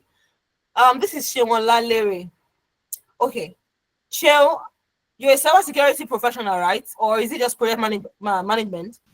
I'm a product manager. I'm just trying to transit to become a cybersecurity. Okay. That means that you've not started yet, or you have started. I've started. I'm just trying to be learning bit by bit, and later and that's the question I'm about to ask. That now that I'm a product manager, how can I be able? Is it possible for me to still combine product manager and cybersecurity on my LinkedIn profile? Okay, that's a good question, because in a way they don't seem related, but they are all tech careers. And there's something I always believe: whatever experience that you have before, you can always use it. Knowledge is transferable. That's what they call transferable skill. You can always transfer your skill to what you want to be doing now. But as it is now, you're still a professional, a product manager, and it's not like you want to leave product. Do you want to leave product management to cybersecurity? Yeah. From my research, I think I've seen people. So you want to transition. I've seen people using a product manager and a kind of product manager into cybersecurity. So I was like, the reason why I want to transit to cybersecurity is about, I don't want something that in the next few years, AI would just cripple product manager job. Meanwhile, if you check cybersecurity, it's going to be very difficult. It's going to be very difficult for AI to just cripple or to scrap cybersecurity. I want to be involved and be moving, because as of now, at least I'm doing well with product manager. At least I'm having gigs. I have projects that I'm working on. Good. So the first thing you're going to be doing now, your LinkedIn banner, you're also going to reflect cybersecurity, right? You are going to reflect cybersecurity here. So it will be cybersecurity analyst / and project manager. Now, when you now come to your headline here, can you still see my screen? I can't see your screen. It's only this person I'm seeing. I'm seeing this. What is the name of this person? You're not showing my profile. I don't know why. Oh, I'm coming. Oh, let me stop sharing and. Thank you. Stop sharing. Let me share yours.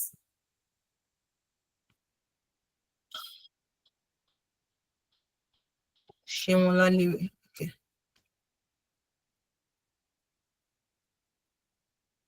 Okay, you can see my screen now.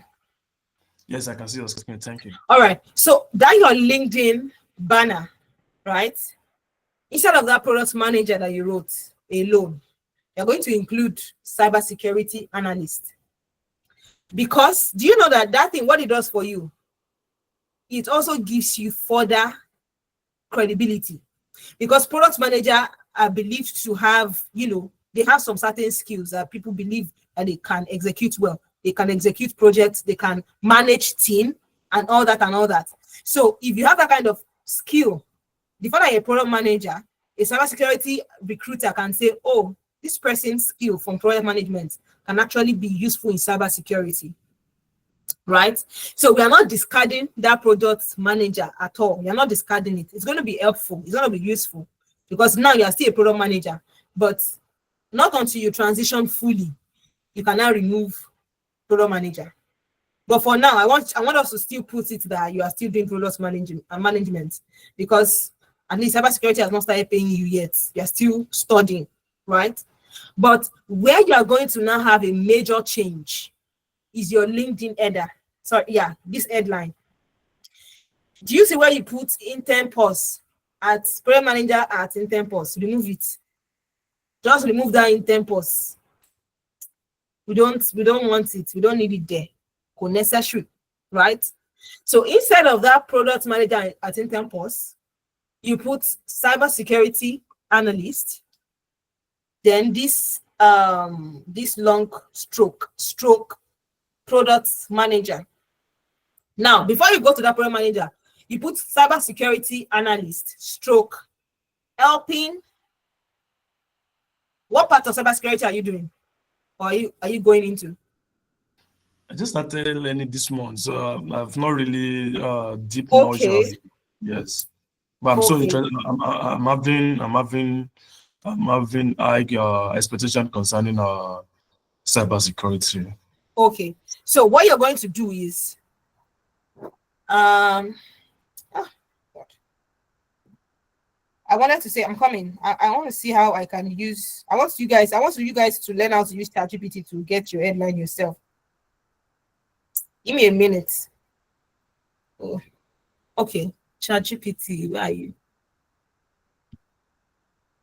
I'm coming. I will show you guys now because I will want so that every other person, when they go home, they will be able to sit down and do their own themselves. Okay, so this is ChatGPT. I'm in ChatGPT now. I'm trying to. Okay, so I'm trying to put a prompt in ChatGPT. I am just breaking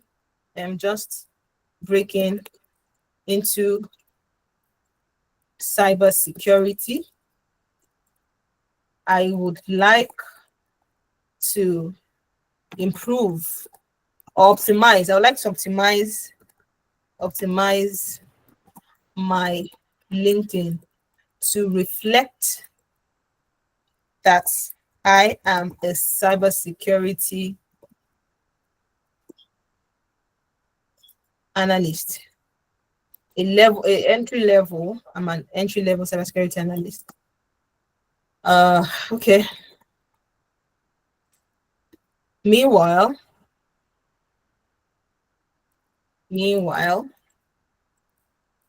I am still learning. I just started a month ago. At the moment, I am a product manager. Help me with a LinkedIn headline that would fit my description. Let's see what ChatGPT. I'll read out what ChatGPT is saying. Okay. Okay. So it gave us different options. Let me share the screen over here. Let me bring the screen here so you guys will see. Oh, share this. Okay, no. Share this tab. So can you guys see my screen? Can you guys see the ChatGPT screen? Yes. All right. Yes. Okay. Yes. All right. Thank you. So I put in that prompt and see what it is bringing for me. It said, product manager, aspiring. Don't forget, I said no, nothing like aspiring cybersecurity stuff. So product manager, aspiring cybersecurity analyst, actively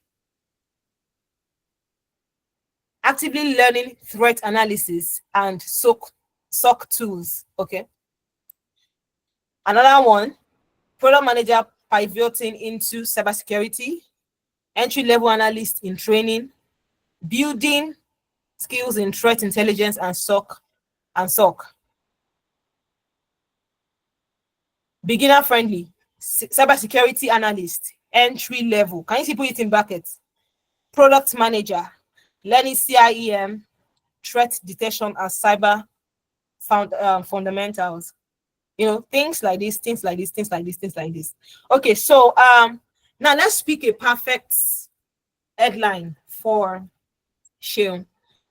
Some of the times when ChatGPT gives me so many options like this, I used to pick from one, then pick from another, pick from another. Now, the one that looks good. Now, see this beginner friendly with clarity. Cybersecurity analyst, entry level. Product manager. Now, what I will only advise is that for you, before the product manager, put it actively learning. After that cybersecurity entry analyst, you now put actively learning. I don't know what, since you don't even, you're just getting started. So you can say actively learning. Let's look for a way we could put that, because threat analysis, that's under threat intelligence. I don't want us to, since you have not chosen a career path in cybersecurity yet. Okay. So cybersecurity analyst entry level, learning CIEM, that's same, threat detection and cyber fundamentals. Like I said, you can actually still improve on these things later. These does not need to be the permanent LinkedIn header. Does not need to be the permanent LinkedIn header. You will definitely change it as time goes on.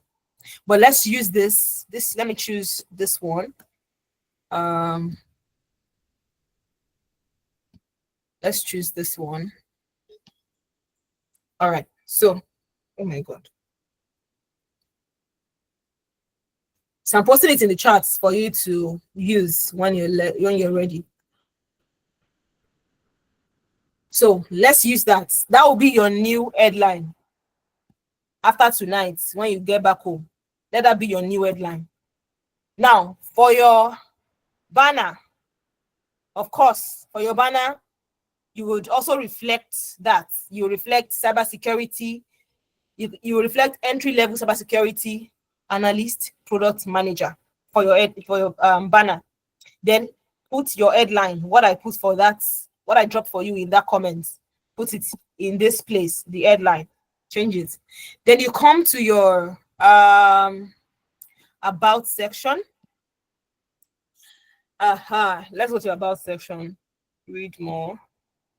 I am an adaptable professional blending experience in product manager, virtual assistants. Okay. During my product manager, blah, blah, blah, blah, blah, blah, blah, blah, blah. Okay. So for your about section, now your about section has to now show that you are transitioning into cybersecurity, right? You still put, yeah, of course, you will retain some of these things, but not all. Some of these things are already there. You retain some. So you need to, so it won't be too much. So you need to reflect that you are transitioning into cybersecurity. And as you are reflecting that in this particular about section, you need to mention, some of those things that are beginning to interest you. So your own about section will be an about section of a product manager trying to transition into cybersecurity. Let's see if ChatGPT can give us something. Can you help me with an about section of a product manager transitioning into cybersecurity? Like I said, whatever ChatGPT gives you is not the final. You still need to revamp it to fit what you want. Okay.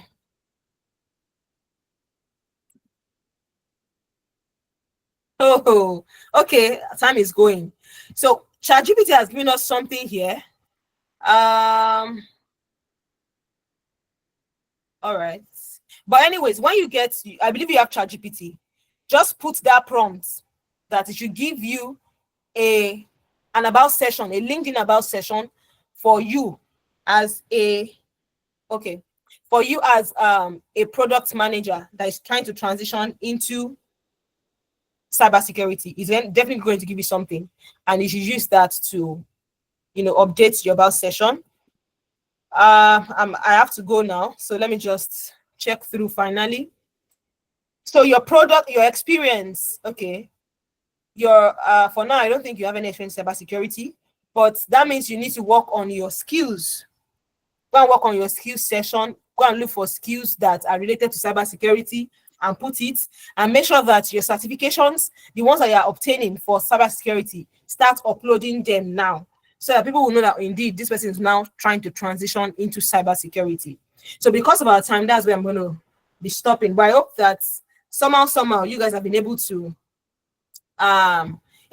get something about how you can work on your profile. Like I said, go and use ChatGPT. Well, you people use ChatGPT for your profile. Use ChatGPT, and I believe that you're going to get something out of it. My DM is open on LinkedIn. Just try and chat me. Some of you I can't attend to all of you, but some people that might be able to attend to, I would attend to you. I think that will be all for now. I might not be able to take any question because I'm way out of time. Thank you, Joan. Oladayo, Busayo, you have done it again. You have done it again. Thank you so much for blessing this community. We are so grateful for having you on board. This has been, in fact, overvalue packed section, and we are so grateful. It was such an exciting section, and I know that you had another meeting to attend, but you still made sure you fed us full. Thank you so much once again, sis. So right now I'm going to be inviting our next speaker, Somto Okoma. He's an amazing brother of mine, and I know he has a lot to say. So you people, there's no full excuse. Please, I'm going to be dropping the recording to this meeting on YouTube, so everyone can access it, and you can take it step by step and use it to audit your profile. So Somto, please unmute yourself, and we're ready whenever you're ready, sir. Thank you so much. Yes, the same Somto from Futo is my beautiful, amazing, intelligent, one in a million brother, and I'm super happy to have this section.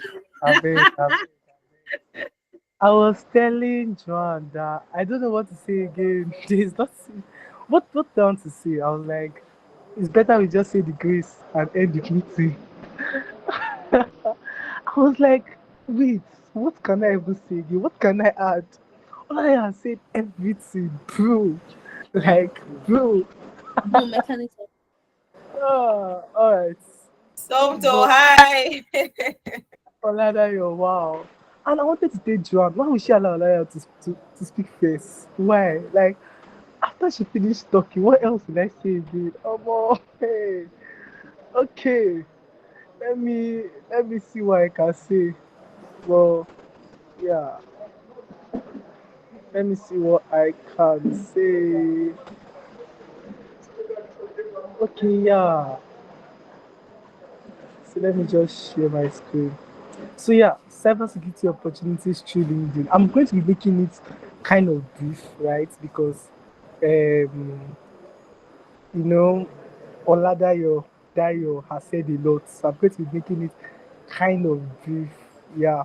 But still, stay tuned. So cybersecurity opportunities through LinkedIn. So I'm going to be sharing my story, my LinkedIn journey. For most persons here that do not know, right? I'm still in school. So somebody said something from Futo. I was like, yes, I'm still in school. I'm still in Futo and the rest, right?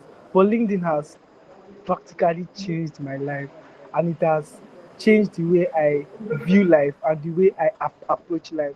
So I'm going to share my story, tell you what I've done, share my secrets, and I know that it would help most of us here. So I'm going to start with difference between me and many cybersecurity entry level professional is visibility. It's just visibility. I tell people that I'm not the most skilled and I'm not the best at what I'm doing. But I know I'm at the top, but I'm not the best. But I get opportunities. Why? Because of I'm visible. My friend will always say something. If you are not findable, you can't be foundable. If you can't be found, you can't be founded. So that is what we always say. So the difference between I'm going to say I because I started cybersecurity April 2024, and already I'm working. I've done 3 internships and I'm working and I'm earning in cybersecurity. For some persons, they'll still say I'm an entry level professional still, but yeah, okay. Let me not rush the journey, but my LinkedIn journey. So I started LinkedIn as a student in my 100th level. I know you know Emmanuel Dika. So Emmanuel Dika went to Futo too. Yeah, Futo, we have brought out so many persons. Joan went to Futo, I went to Futo, Emmanuel Dika went to... Please. So I joined in 100 level because I just wanted to see this Emmanuel Dika, right? I wanted to see who he was because I've been hearing his story and everything. So I just joined. And when I joined, I did not have any direction about LinkedIn whatsoever. I did not even attend this kind of class. So you can imagine, I just joined. I'll just go to Emmanuel's page, like his posts, and go offline. I had zero posts for months. Like, I always thought that LinkedIn was just for professionals, right? For those that are top in their field, like confidence stably and doctorality and the rest. That was what I thought LinkedIn was for. But something changed. In my 200, I was like, all right, let me just try this platform. So I started to post on Sunday. I'll come back from church. My senator, one fine one like that. I'll just wear it and put on like Christ is King. I'll post it on my LinkedIn. Hey, 2 likes. And that is me and my friend. But my friend, I'll go to his phone, open his LinkedIn account, search for my name and like the posts. 2 likes.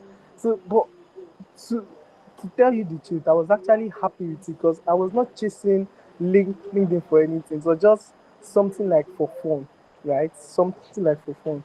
But in April 2024, because my birth month is April, and I told myself that um, I need to actually find a skill, right? I need to actually find a skill. And I chose cybersecurity after months, of trying to pick a skill and the rest. I chose cybersecurity. And I started to grind, I started to grind with some persons, started to build with some persons and the rest. But I noticed that anytime they get a certification, right, they chalk it off. They're like, okay, remove. For me, it's not remove. Something I use my data to do, something I use my time. Everything is in my notes and everything. I'll go and post it on Twitter. I'll post it on Twitter. They'll be like, they will two guys or 3 guys who like and the rest, but at least I'm documenting my journey, which is important and the rest. So I carried that same drive and passion to LinkedIn because I was like, I have an account, is dormant, I've not used it for months. Instead of me to share my post on X where I'm still posting memes and the rest, which is not something that is seriously grabbed. So I said, let me go to LinkedIn. So I went to LinkedIn, started to post my learning journey.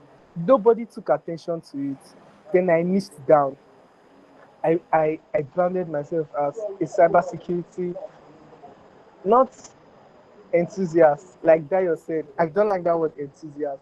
I believe that if you know the basic principles of cybersecurity, you don't need a job to validate you as a cybersecurity professional or anything. As far as you have the knowledge, what makes you professional is the knowledge, right? It's not the job or anything. The job just gives validation to the knowledge.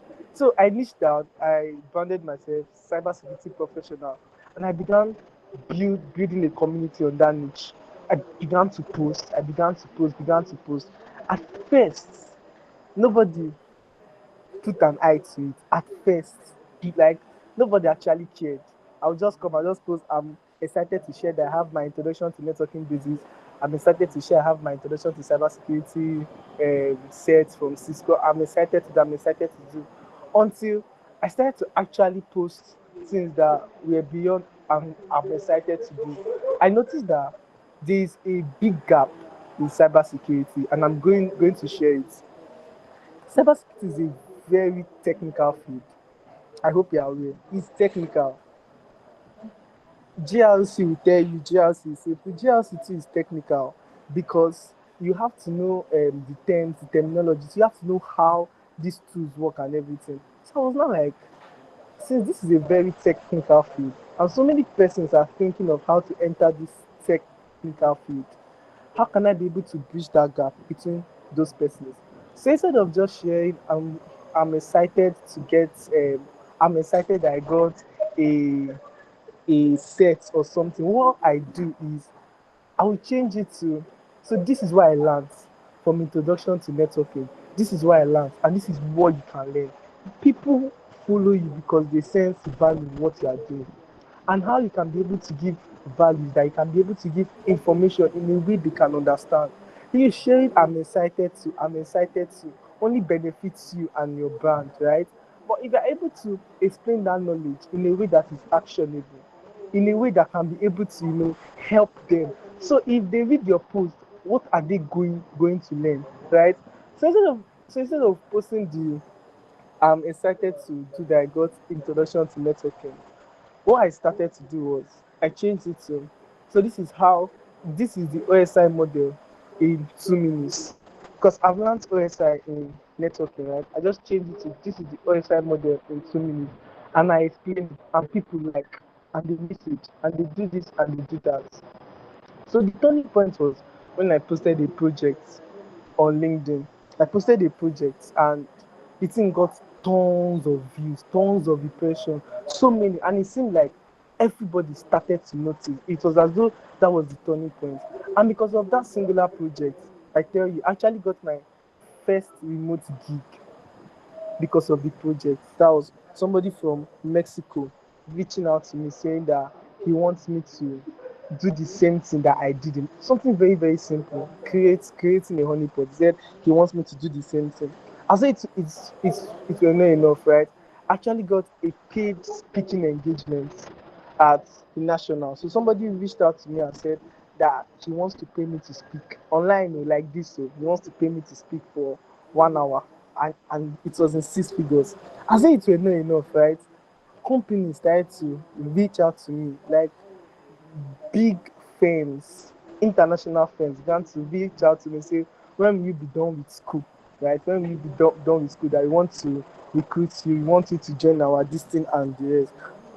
I told them that I'll be done at so time. They asked me my CGPA and the rest. I told them. But the point is, I'm a mechanical engineer by, not by profession, by study. I'm actually studying mechanical engineering. But why will companies like, I'm going to mention one, like KPMG, reach out when they know that I'm a mechanical engineer, and they are reaching out and they say they want me to work as a cybersecurity professional at their company? Why? Because of they have been able to see the value I've been putting out and the brand that I'm building, right? So LinkedIn is not a place to actually come and joke. LinkedIn is not a place to like, you know, to just post I'm excited. So that I'm excited to is good. But I'm trying to tell you that how can you create value for the people around you? To gain followers is not hard. I tell people, gaining followers. I'm saying it because of I I want to say I grinded from small. I'm still small, sharp, but I grinded, and I'm telling you, to gain it is not hard. How can you give value to people? Most of the times, people see LinkedIn as an opportunity to, just to post their achievement. But how is your achievement helping people? right? You have a project, you just post, I've done this project. How can you help somebody to get that project? That's been my LinkedIn journey. And yeah, so I'm going to teach you guys my strategy. Why? Why am I going to teach you my strategy? So many persons have reached out to me. They cannot get a job, they cannot get an internship, they cannot do this. Some persons, even masters, and I kid you not, some in PhD, they reach out to me because I have coffee chats with people, although I've stopped it because it was very, very overwhelming. I'm still in school, so I still have plus work, so I still have some other things. So it's very, very overwhelming. So I have to stop it. But the point is they have reached out, they can't get jobs, they can't get this, they can't get that. And sorry, and I keep on saying the same thing over and over and over and over and over again, right? The secret to all these jobs, the secret to all these internships, the secret to all of these things, I'm going to explain it, and I'm not going to say it now, but it's not magic. It's not magic. Let's go to the first one. So posting content that works. Posting content that works. Especially in the cybersecurity community. I understand that this field is a very technical field, right? It's technical, and you want to speak technical jargons and the rest. But you have to learn to break complex topics into beginner friendly posts.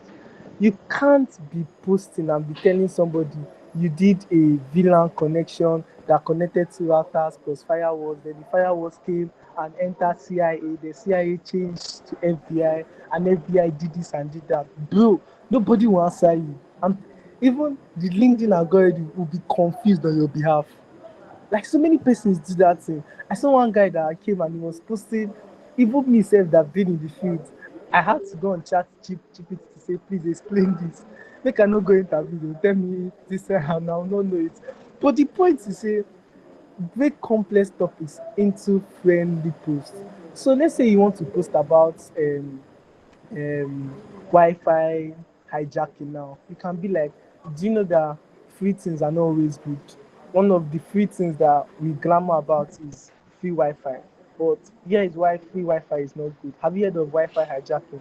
You start from there. You start simple, right? You're simplifying the complex topics because it's very, very important because you have to understand that not everybody is as technical as you are, right? And for the algorithm to give you a certain amount of merit, for the algorithm to push your post, the algorithm is not just pushing your post to technical people. The algorithm is pushing your post to non-technical people. How can somebody that is not in the field or that is thinking of transitioning into the field find your post insightful?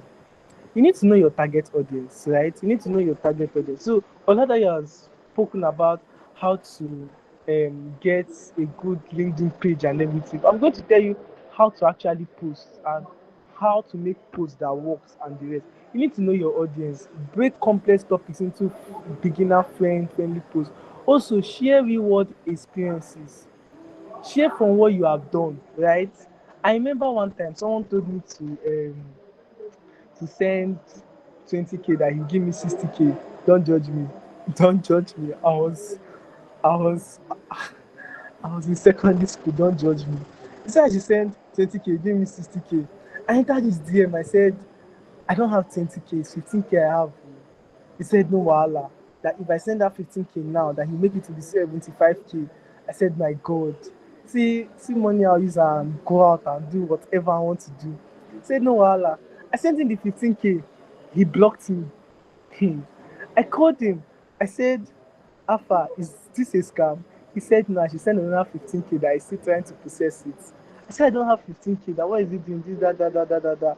He unblocked me because he thought I would send the next, the next cash and everything. The moment I sent 5K again to complete it because say it will be 90.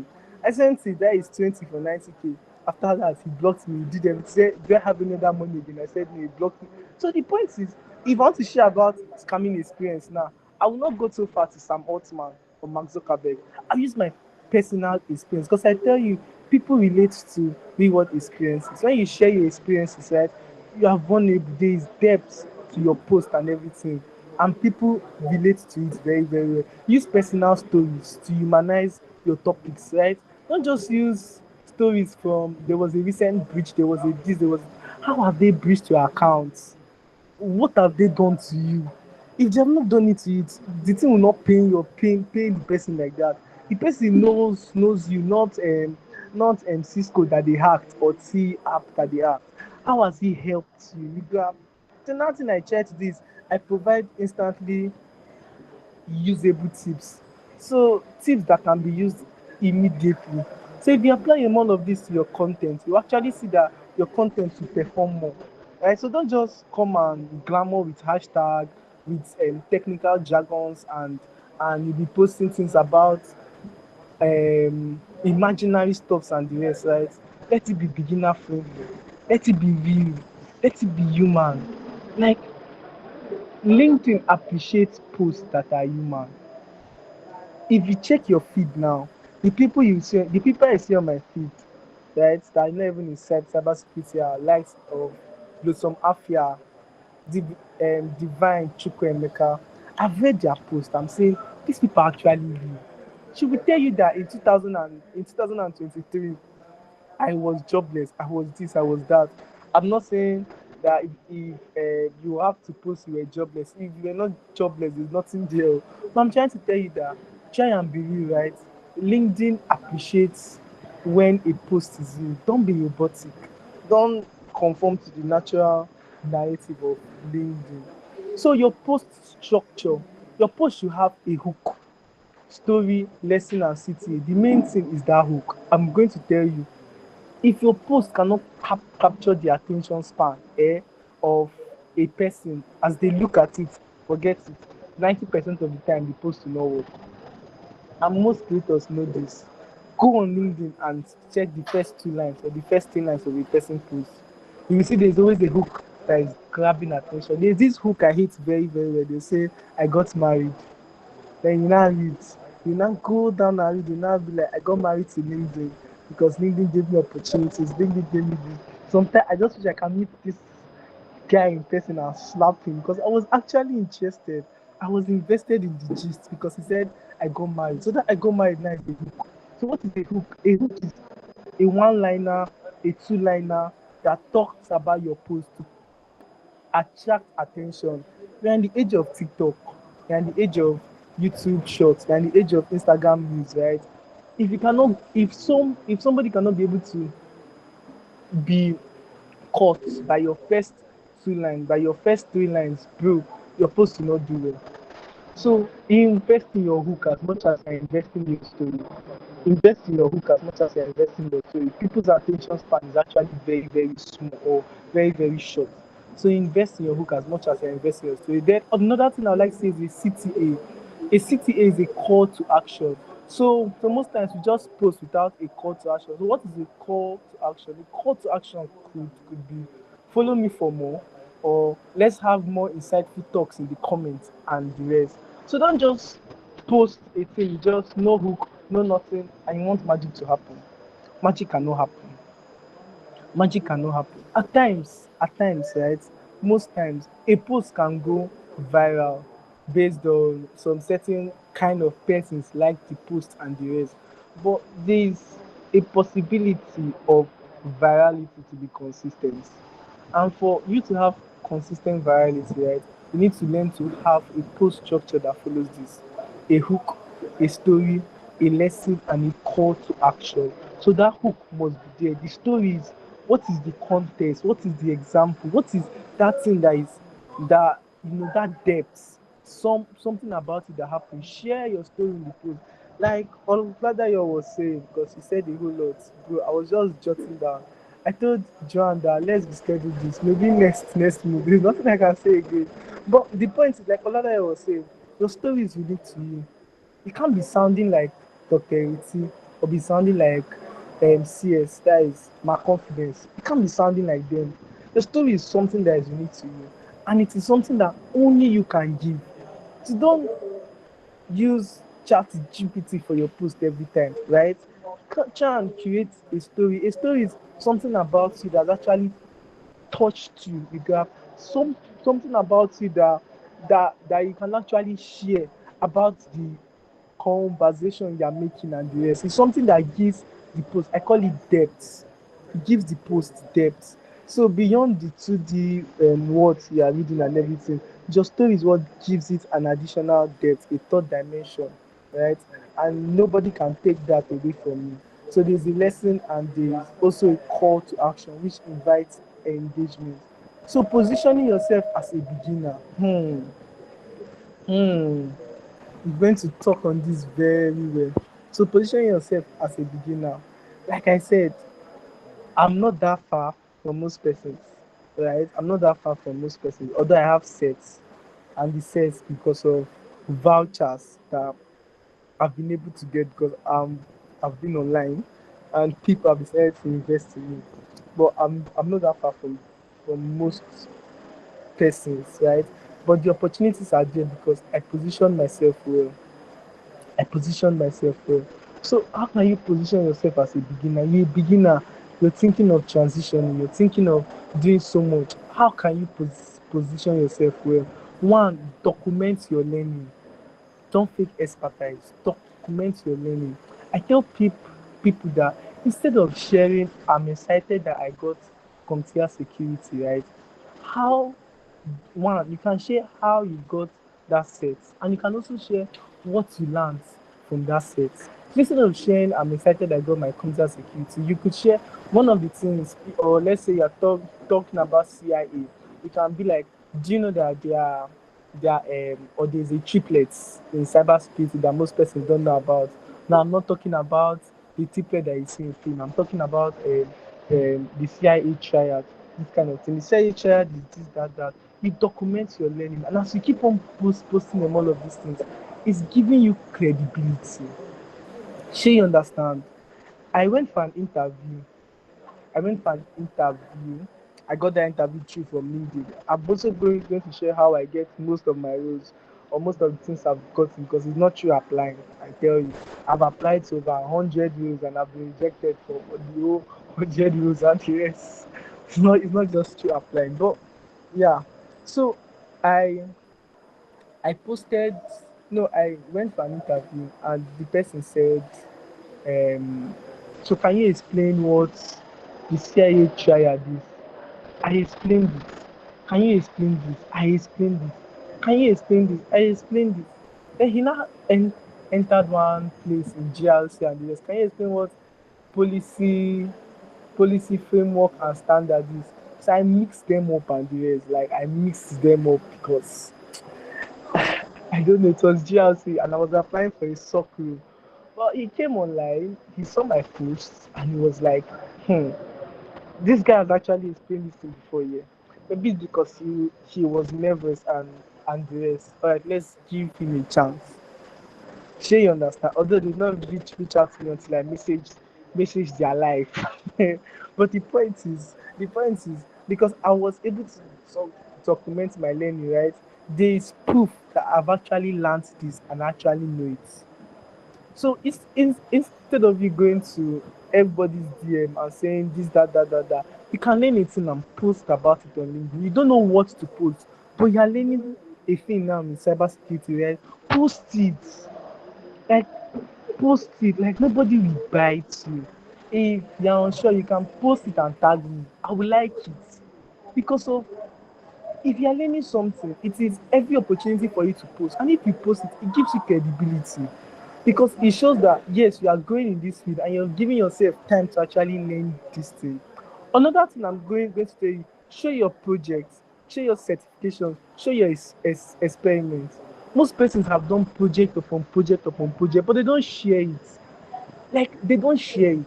So I went for another room, but this one is in, why I did not take the room because of they said I have to resume in person and I'm still in school, right? So I went for another room and the HR gave me this thing, a technical test after passing the IQ test. She gave me a technical test, and guess what the technical test was? That I should build a simple SOC home lab. And I was like, Ma, I've done all of these things, so like it's not hard. She said I should do it, I should submit it in 2 weeks' time. I said there is no need. Check my LinkedIn. Like bro, check my link. Like, it was as though it was a flex, but it was not. If I was like, check my LinkedIn, check my ex. I've actually done this thing before, right? You can check this post, check this post. This is where I documented it. They sent me another offer that they wanted to put me as a graduate trainee. They sent me another offer for SOC analyst tier one, meaning that after they finished checking my profile, they were like, no, you can't be a graduate trainee. We bumped you up to SOC analyst tier one. They sent me offer, sent them to. I said, I'm sorry, I can't accept. I'm still in school. The woman was not like, when you finish school, immediately tell me. And they're in Lagos, and I'm not sure I want to go to Lagos. But that's not the point. The point about it is because I'm able to show my project, show the set, show what I'm learning, and the rest. It gives me validity. It gives me, yes, this person actually knows what he's doing, right? And it's a pointer for recruiter. Most persons, I'm telling you, most job offers, they don't actually post most job offers. I think it was Confidence Stave that said it was this 70 to 80. But most cybersecurity job roles, right, are not posted on LinkedIn. You don't even see them on Indeed or whatever. They come to your DM. They come to your DM and be like, "Are you interested in this? Are you interested in this?" And why they would not come to your DM is because of there is nothing in your LinkedIn that showcases that you have this amount of experience, or you have amassed this, or you have amassed that. You have done a project, you don't post. You have a set, you don't post. You have done this experiment, you have done this thing, you have done this thing, you don't post. You are doing learning, you don't document. If you're a HR, tell yourself the truth. If you look at you, just tell yourself the truth. If you look at your this thing, your what did they call it, your LinkedIn. If you look at your LinkedIn, are you going to employ yourself? Don't say take a flyer. Nobody wants to take a flyer with 200K or 400K per month. If you're a HR professional, are you going to employ yourself? I'm not saying you don't have the skill. I just say just look at your LinkedIn. Just look at your LinkedIn online. Like, are you going to employ yourself? The answer for a few of us would be no. Why? Because we are not posting the things that we know. We are not posting the things that we have. Another thing is how to position yourself as a beginner. Ask thoughtful questions to start conversation. Ask question like, see, nobody will kill you. Ask question. If confidence stably post a thing, I'll just, wow, you said this, that. This, I might know the answer, but that is not on LinkedIn, it's on X. Yeah. I might know the answer, and I'll be like, this, that. She'll answer me, even on LinkedIn, to ask. It shows that you are learning, it shows that you are growing, right? Positioning yourself well as a beginner matters. I'm telling you, it matters. For most of us here, we are beginners. Yes, for some of us, we have not started to work in cybersecurity. And that's why I want to tell you this. That's why I said difference between I and most persons, because I don't claim I know it all. I, I'm very, very real. I'm very, very, when, yeah, I'm so real. So I don't claim that I'm this, that. But I'm getting these opportunities by the grace of God. And I'm telling you that this is not magic. If you do it, you actually get the same thing. So the part three, engagement and networking. Engagement and networking. So intentional connection. To increase your LinkedIn visibility, follow industry experts and peers. See, when I joined LinkedIn again, September 2024, right? Um, I made a list of all the idols. I call them idols. Those are the top guys in cybersecurity. And when I connect with them, after I connect with them, I send them a connection message, and I'm like, "Thank you for accepting me in this. I've been following you for a while. I've been seeing this. I've been seeing that. I'm so glad you did this. I'm so glad you did this. Thank you, ma. I'll be messaging you from time to time." I did it for Confidence TV. I did it for Dr. Ritzy. I did it for most persons. 90% of them reply, and I was like, "Thank you for the kind words. Thank you for this. Thank you for that." And it gave me the privilege, right, that anytime I need an issue, or sorry, not I need an issue, anytime I have an issue, I go to them and I can easily chat them up because of I've intentionally connected with them, and I've sent them messages to show that I'm learning, I'm actively following their post and everything. Like now, for instance, we are hosting a hackathon, right? We are hosting a hackathon in school. It was supposed to hold today, but exams and the rest, so it's next week. So my point is, I reached out to Dr. Eti. Ma, I want Cyberblack to be a sponsor in this hackathon. I know how big Cyberblack is. I said, ma, I want Cyberblack to be a sponsor in this hackathon. She gave me a co-founder's number. I chatted the co-founder up. Co-founder immediately sent me an email to reach out to another person. I reached out to the company, that is Cyberblack as a company. Reached out to them. They said no problem. Instantly, like the level of access I got, and it came easy because I was able to intentionally network with them, right? For instance, now we're also hosting a cybersecurity conference, although I've not announced it. But most of the professionals that are coming, like the likes of Dr. Iti and even Joan and the rest, right? It was because I'm able to connect or invite Dr. Iti. She's a big name and the rest, and I'm not even a name, but I'm able to invite her, right? Why? Because I've intentionally connected with her. I've intentionally connected with her. Ma, this, that. I chat her from when it's important. Don't go out to her DM every day and be saying, "Good morning, my idol. I hope you slept well." She's not your wife. Her husband will kill you. That is not the thing I said though. I said intentionally connecting with her. Please don't go this thing and say I don't know, ma, how was your night? How was this? How was that? Hmm. If Mr. Akerele message me and say, "What did you say?" I'll say, "Daddy, I don't say anything. Not concern me, I beg." So my point is intentional connection. Actively engage with people in your field by participating in discussions and building genuine connections. Leave meaningful value adding comment that showcase your expertise. Oladaya said this every time. Thanks for sharing. Insightful something. Thanks for sharing. Thanks for sharing. I just see that thing on my post every time. Thanks for sharing. Thanks for sharing. Thanks for sharing. Like robots. Bro, there is no way to identify you. Once you tell me that thanks for sharing, I'm just like, okay, no wahala. I just like it and I go. I like it and I go.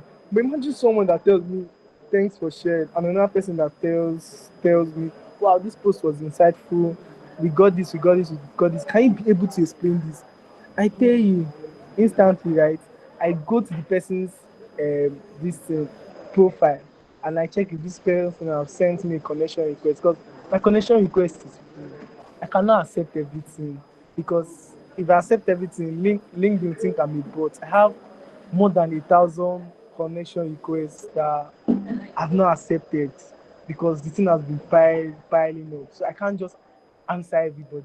But if I see an insightful post and I know that this person is serious in cybersecurity, I just go and check if the person has sent me connection request. 60% of the time, the person has. I just accept it and I go my way. So my point is this: thanks for sharing, thanks for this does not do anything, right? Leave meaningful value-adding comments. It's very, very important. That sparks further conversation. And try code mailing. Intentional connection, right? Try to code mail.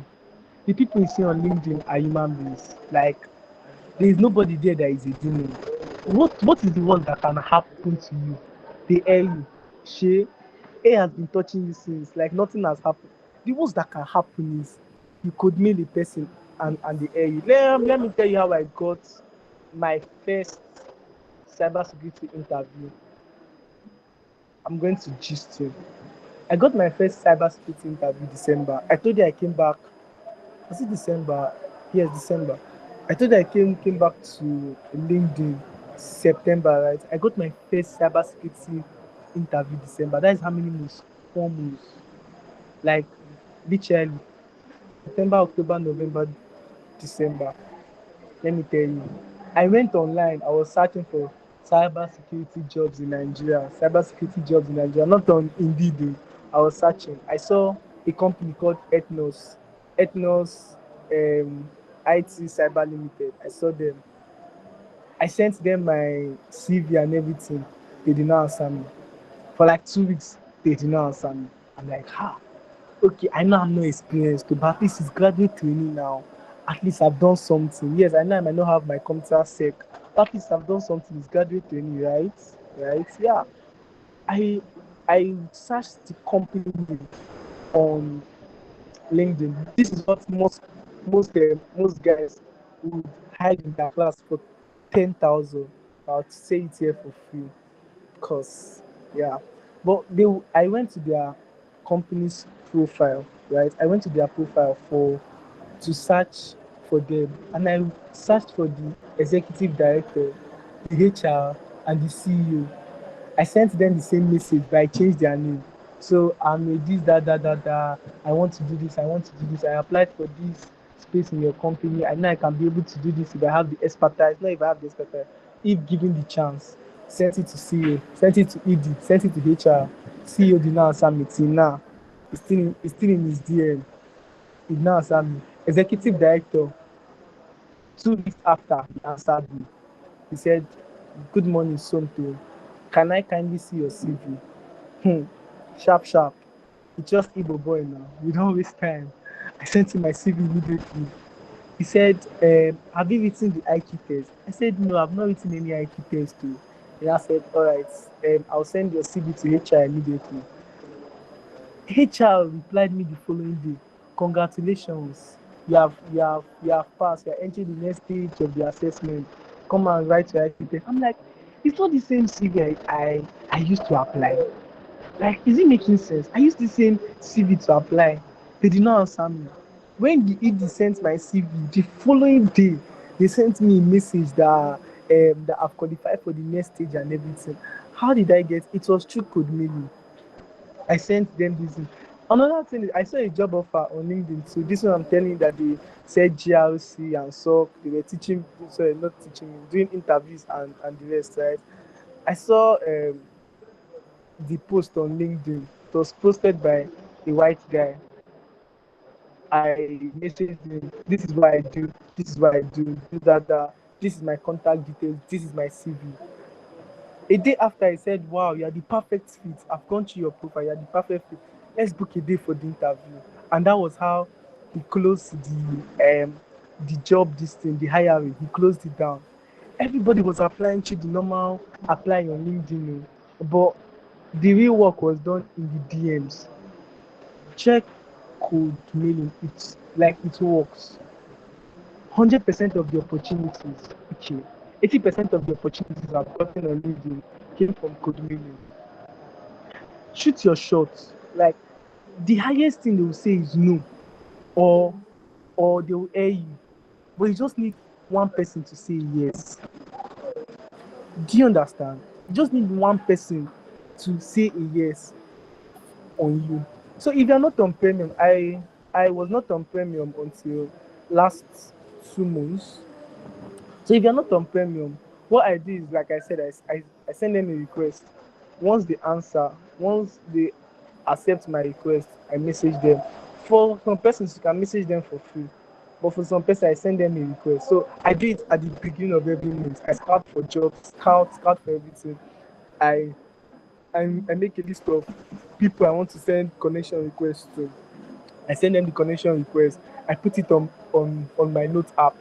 So once they accept immediately, I send them the message. So even though you're not on premium or anything, it does not, like, you don't have to limit yourself. Cold mailing works. 80% I think 80 the only opportunity I've gotten that was not through cold mailing was people reaching out to me, and funny enough, they code mailed me. So they said I should do either that. It was just that remote gig and the speaking engagement, because they reached out to me. But the others, even KPMG I'm talking about now and the rest, I reached out to them and they said, "Wow, this is what we are looking for there." So try code mailing. Code mailing actually works, especially for cybersecurity professional like us. So part 4, practical actions. What are the practical actions that we can actually put in place? So, 3 post ideas you can use this month. So let's say you have a dead LinkedIn account, right?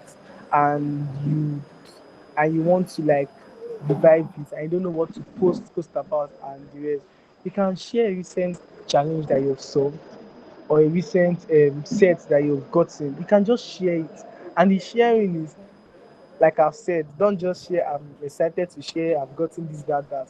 You start with, I completed this, this was what I learned, this is why it can be helpful to you. Let the person that is reading it be able to learn from your post. Very, very important. Then you can also share, another post idea you can share this month is recap from a webinar, a course, or a CTF. If you don't know what to post about this masterclass is something. Post about this masterclass. So these are 7 things I learned from attending this masterclass that you can learn from too. This, that. You can even put like, you put what all these top creators used to do. 99% of LinkedIn users don't know these 7 secrets. That kind of thing. I sabi hook no be small. 99% of LinkedIn creators don't know this. You put it. You can even share this masterclass with something. Then you can do beginner friendly breakdown of a concept. I believe Prince does that well, right? You can break down concepts that is a bit hard and real. Till now, some persons don't still know what the OSI is.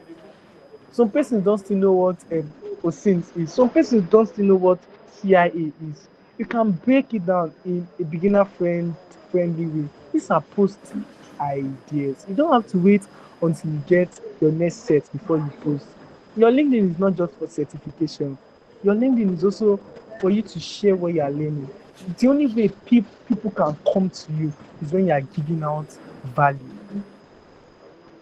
When you are giving out what value, visibility is a currency, and the bank of visibility is value. If you don't have value, you can't be visible. So the way to give out these values, how can you share something that somebody can learn? How can you share something that we can be able to learn from? Imagine Oladayo and I just come in there and just be like, all right, so this is what we have gotten from LinkedIn, and this is why it should be visible. Got job, message somebody in there, did this, did that, and go. How would you learn? Even yourself, you'd be angry because of you came and you wasted your time. Why? No value. Nobody gave you a thing you can learn from, right? So give out value.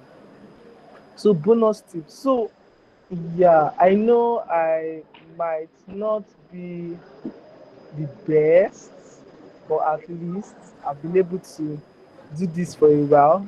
So I'll just be checking 2 persons' profile too. So I'm just going to be checking just 2. So if you want me to check, just put yours in the DM. So I'll check your profile. Then I also check the nature of the posts you have been making, right? To check how we can help your post to gain engagement and traction, right? So you can just post it in the comments. I'm almost done, I believe. Yeah. So from there, then after I'm done, just do it because I don't have that. So update. So your the first bonus tip I'm going to tell you is update your headline with role and niche, or rather, you have said this again and again and again. Add your featured section with post. So this is just update your headline with role. Let me share my full screen. Although I don't like to. I don't like to. Let me share my full screen.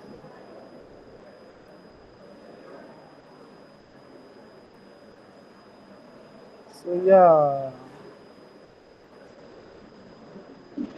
Let me remove this. So update your headline with role plus niche.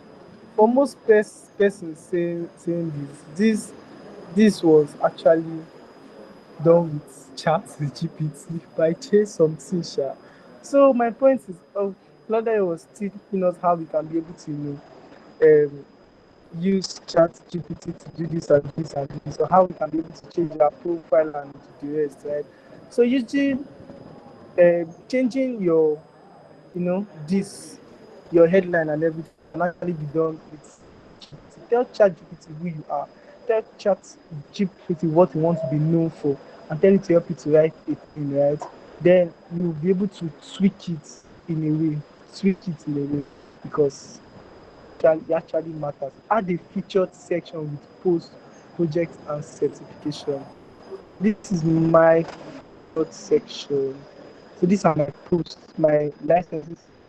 So I get it and I don't just hide it, right? I don't just hide it. Even this one I got that people just post and I'm not hiding it. There's nothing like being a small chat intelligence analyst. There's nothing that is small. So I don't hide all of this thing. My internship, Datacom, if I do it, I post it. My ethical hacker from Cisco, they'll say introduction, I post it. I post everything. Because you don't know who is viewing your profile. You don't know who is viewing your profile. Then another bonus tip is code mail, just in case you did not get before. Send code mails. I wish I can show you my message box. I just wish, but it will be a breach of privacy to some and the rest. But my message box is, for instance, I'm not going to share it now. But I reached out to a publishing company, right? Okay, that is what I'm doing. I believe that this thing would fit to your narrative as a publishing company that is well established and the rest. I would love to be featured. And the editor reached out to me and said, "Hello, Somto. Can you send your contact details?" And editor reached out to you. We have a space to actually feature this in one of our colleagues. That was his words and the rest. And that was like last week or so. And it has been going. So very, very soon I'll share it and the rest. The opportunity did not come to me. I went to the opportunity. And how did I do it? Through code mail. If you see somebody that is doing something that you want or that have something that you need, chat the person up, message the person. How can I be able to do this? How can I be able to do that? In a respectful way. Yes, it can be overwhelming sometimes. Yes, it can be overwhelming to the person. For I personally, is overwhelming because school, work. I even told Joan that because she called me, hope I'm prepared for this. I was like, I'm just hopping off work now, that I'll be joining now. And I have another place to be very soon. So the point is, it can be overwhelming. I left home since then. I've not done, I've just been sitting down. That's why I don't want to show my face. My brown have spoiled. I'm so tired. I'm so tired. So, but the point is, it can be overwhelming. You going to their DM and doing this and doing that, but they will answer you because they have been in your shoes. Yeah, I remember when I was always going, messaging them, saying this, that, please, I need help, I need this, I need that. Most of them will not answer me. But I appreciate the little that answered me, and it has helped me. That's why if anybody sends me a message, I try as much as possible to reply. But if it's something like, hello, how was your night? Ah, hey, I don't used to answer that kind of thing now. Then I used to be kind. I'll be like, my night was fine and yours. But now, bro, don't come to my gym and ask me how was your night too. But that is that. So using a blurry or casual profile picture, like it still pays in 2012. Like Olada said, well done. Eh? Well done. Even Elon Musk never use a casual blurry. He, he has the liberty to do it. He's a billionaire. But us that we are still in Sapele and we are trying to go to Spain. We are in Nigeria, hallelujah. We are still in Sapele. So from Sapele, we are trying to, or we are still in Sabo. From Sabo, we are trying to go to Spain. We are using blurry profile picture. See, the way you market yourself is the way people will see you. Eh? Package yourself the way you want to be addressed. They say dress the way you want to be addressed. Package yourself the way you want others to see you. Somebody met me on Wednesday. She knows me from LinkedIn. She was like, "Hey, Sonto, how you doing? This, that." I was like, "I'm good." She's like, "Are you still a student in this school?" I'm like, "Ha, did you give me carryover? Or did you tell me I should drop out or something?" She's like, "No, the way you used to do your brand, like, I didn't even know you're still a student." I said, "Pele, I'm still a student. Mechanical engineering is still on my neck." So that kind of thing. The way you position yourself as a professional, right, matters, and that is the way people would see you. So from all of this, I'm going to tell you that going from zero to hero in cybersecurity, especially in LinkedIn, It's not hard, but it's also hard. I'm going to tell you the truth. It's not hard, but it's also hard. Why did I say it's also hard? Because yeah, excuse me, yeah, I'm not a LinkedIn coach that would come and be posting, do this, do this, do this. For you to actually give, you need to learn. But as much as you are giving yourself to learning and you are giving value to people, it might not happen instantly, right? But it will happen. And you don't need your post to always go viral. You don't need your post to always go viral. Most opportunities I get, I've gotten, right? Somebody messaged me from a post that I always deleted. Like, the post is not doing well and I want to delete it. I'm like, what am I deleting time? Then it's in there. Then from that post, they message me, I saw your post on ransomware. Can you be able to do this for us? Can you be able to do that for us? I'm like, wow, wow. So it's not magic, right? But you can actually do going from zero to you is possible. It's possible. So yeah. So um so key takeaways, just in case you did not get anything I said, right? Showing up authentically and post with purpose. So if you are showing up, be you, don't be a robot. Don't, if you are not taking away anything, take away these two things. Show up authentically and post with purpose. If you are showing up, be you. Be you. Don't show up and try to be somebody else, or don't show up and try to be a robot. Let them see you in what you are posting. And I'm not saying you should put your post with emojis. Nobody will answer you. But the point is, show up authentically, right? Try and be you. Try and use your experience, your insight, let people know that you're not boring. Nobody likes a person that is boring. Like, most of us are Gen Zs and Gen Millennials. I don't know if there's any Gen Alpha here. But the point is, be you, right? Be authentic. Let there be your own, I call it spice in your post. Then post with purpose. So for people that say post consistently, post every day, I know how to do it. I don't have that time to be posting every day. So people used to say they used to post 3 times in a day. I don't have that time. Is is the truth. I can't even post every day. If I post every day, I will burn out. So what I do is I try to post twice in a week. My own consistency is twice in a week. If I post twice in a week, I've showed up for that week. I've shown up for that week. If I post and my post at least twice, sometimes it can be three times or 4 times. But I don't think a time has come when I posted every day of the week because it's so exhausting. And yeah, but that's not the point. So I post twice or thrice in a week, and if I'm posting 2 times or 3 times in a week, there's a purpose. There's a reason I'm making the post. I'm making the post because of um I'm learning a thing and I want others to learn. I've seen a recent trend, or there is something that is important. I just have to share. I just want to encourage people, right? I want to give. It can be free coffee chat. It can be whatsoever. So my point is post with purpose and show up authentically. Thank you. So I'm going to end with this. Opportunities don't just find you. You make yourself what? Findable. Opportunities don't just find you. Make yourself findable by positioning yourself well. By positioning yourself well. So if you're not findable, you can't be fundable. If you're not findable, you can't be fundable. Thank you very, very, very, very much. So I said I want to check two persons this before I go.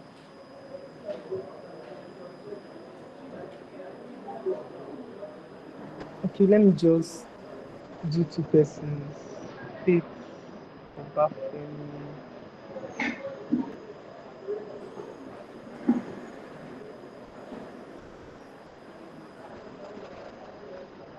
Wait, which Faith? Let me share my screen so it will not be as though. Let me share my screen.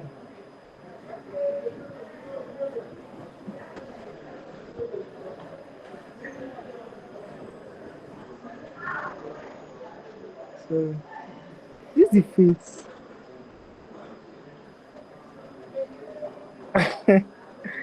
Hey, you are flexing at this point. Hey, let me confirm. Fit of Bafemi. Wow, no now. Yeah, yeah, good already. You can even be mentoring yourself. Yeah, yeah, rest a bit. You're whining us. We can post it, we can check. Okay, let me just give my take. Lawyer, cybersecurity, accessibility, AI security. Your headline is your profile. That is your banner. Is good. Is neat. Is not neat. It's clean. Right. It's unique. You don't have to put a whole lot of jamboree inside. It's actually very very clean. Then yeah, you have a featured section which most persons don't have. So why is the featured section actually very important? I'll show you. So when you come to my page, right, the first thing you're seeing is some of my projects, right, on the featured. So it should not be hidden. I'm not trying to hide it. So what you see is the project I've done. I set a trap for hackers within minutes. Also the reports I've done too. So they'll know that this thing is not you know it's not choice and the rest. Like I took time to do the reports. So you need to have a featured section and you have it. And your post, let me see. But if you actually have 10,000, I feel like you're good to go. I've not posted anything recently.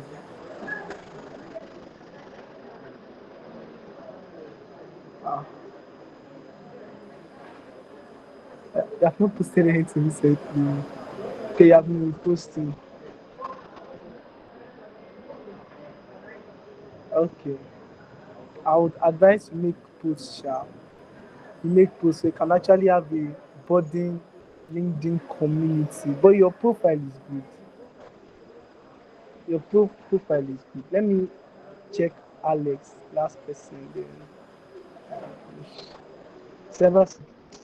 People are just bragging. Which one is 5,000 again?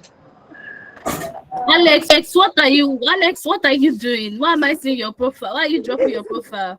People are just bragging. Alex, Crying out loud. Alex, what's this? Oh, My boss.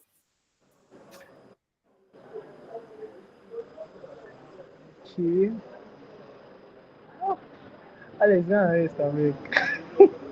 I'm not. I'm not checking your profile. Okay, cybersecurity analyst, technical support manager, identity and access management. Your banner you put padlock. Like I know it's not padlock, Shabo. Banner can be better.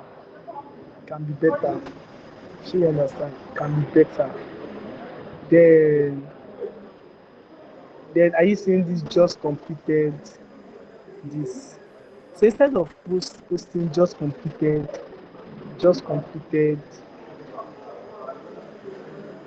intro to offensive security gave me my first case of hands-on hacking from discovering this thing is chat GPT.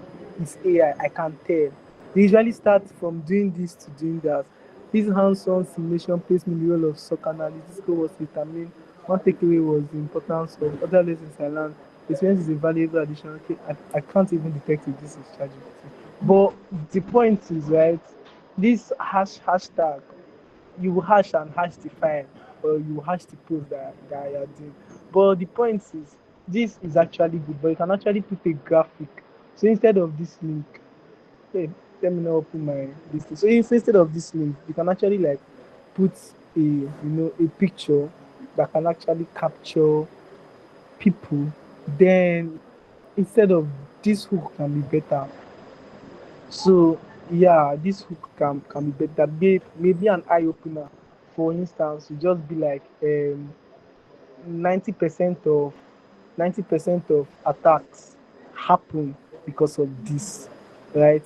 90% of attacks happen because of this, and you can go along to say that it happened because of there's no soccer analyst or there's nobody that have this knowledge that I just learned in this defensive security. What is defensive security? Defensive security is this and that and that. How can you do this? How can you do that?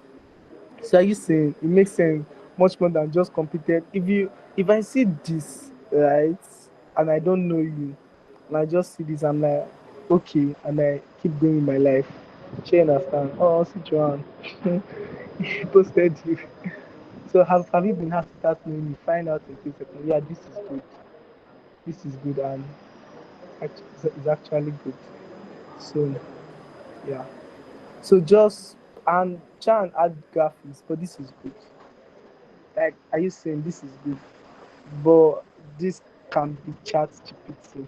I can be able to tell this emoji here already is doing like it's AI.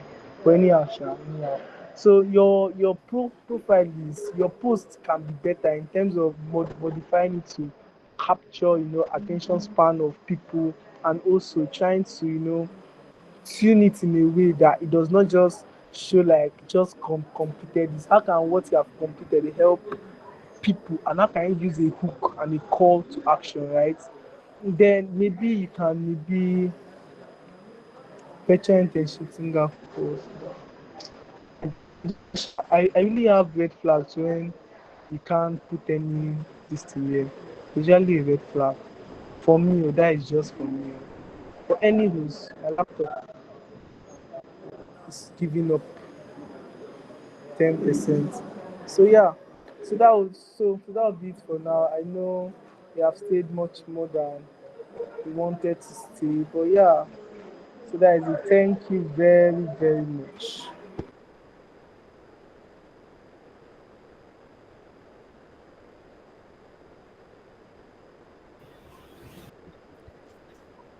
Thank you so much, Somto. Oh my God. This has been such an insightful section.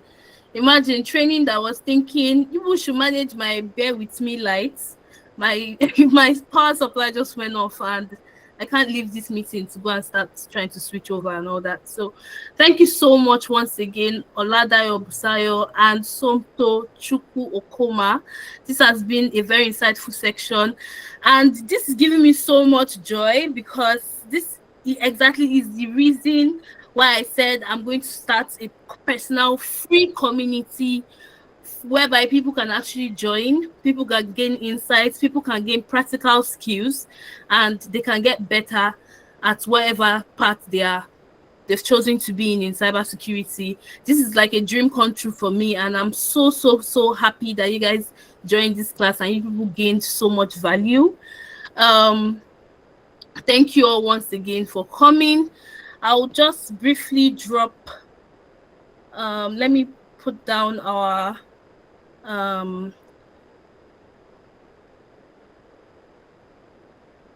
let me put down our the link to our page so you can follow our LinkedIn page, our page on Instagram, our page on Instagram, on LinkedIn. And if you're yet to join the community and you want to join the community, the first link is the link to join the community. Our community is about helping professionals, get better at being their true selves and also showcasing their skill and getting value for their skill and also like contributing to society and also landing job opportunity roles, creating solutions in the cybersecurity space. I always say this to people. I feel like I'm not seeing enough solutions. Like I need us to do more stuff together. And that is why we have this community, because we are going to, I know most of the time, it's like I'm almost not present, but I'm also present with you guys because, over time, we've also been able to bring a couple of people together to ensure that the community is running and everything is going fine. So if you also know that you have intentions of being a part of our committee, we have some open roles for the community growth. If you can DM me about that one personally. And thank you all once again. This was such an insightful section. I remain your host, Nwafor Joan, popularly known as CyberTalks with Jojo. And this is CyberTalks with Jojo community, a place where we can be ourselves, where we can learn, and where we can strive. Thank you all so much, and see you all in our next community meeting. Bye for now. Thank you. Thank you.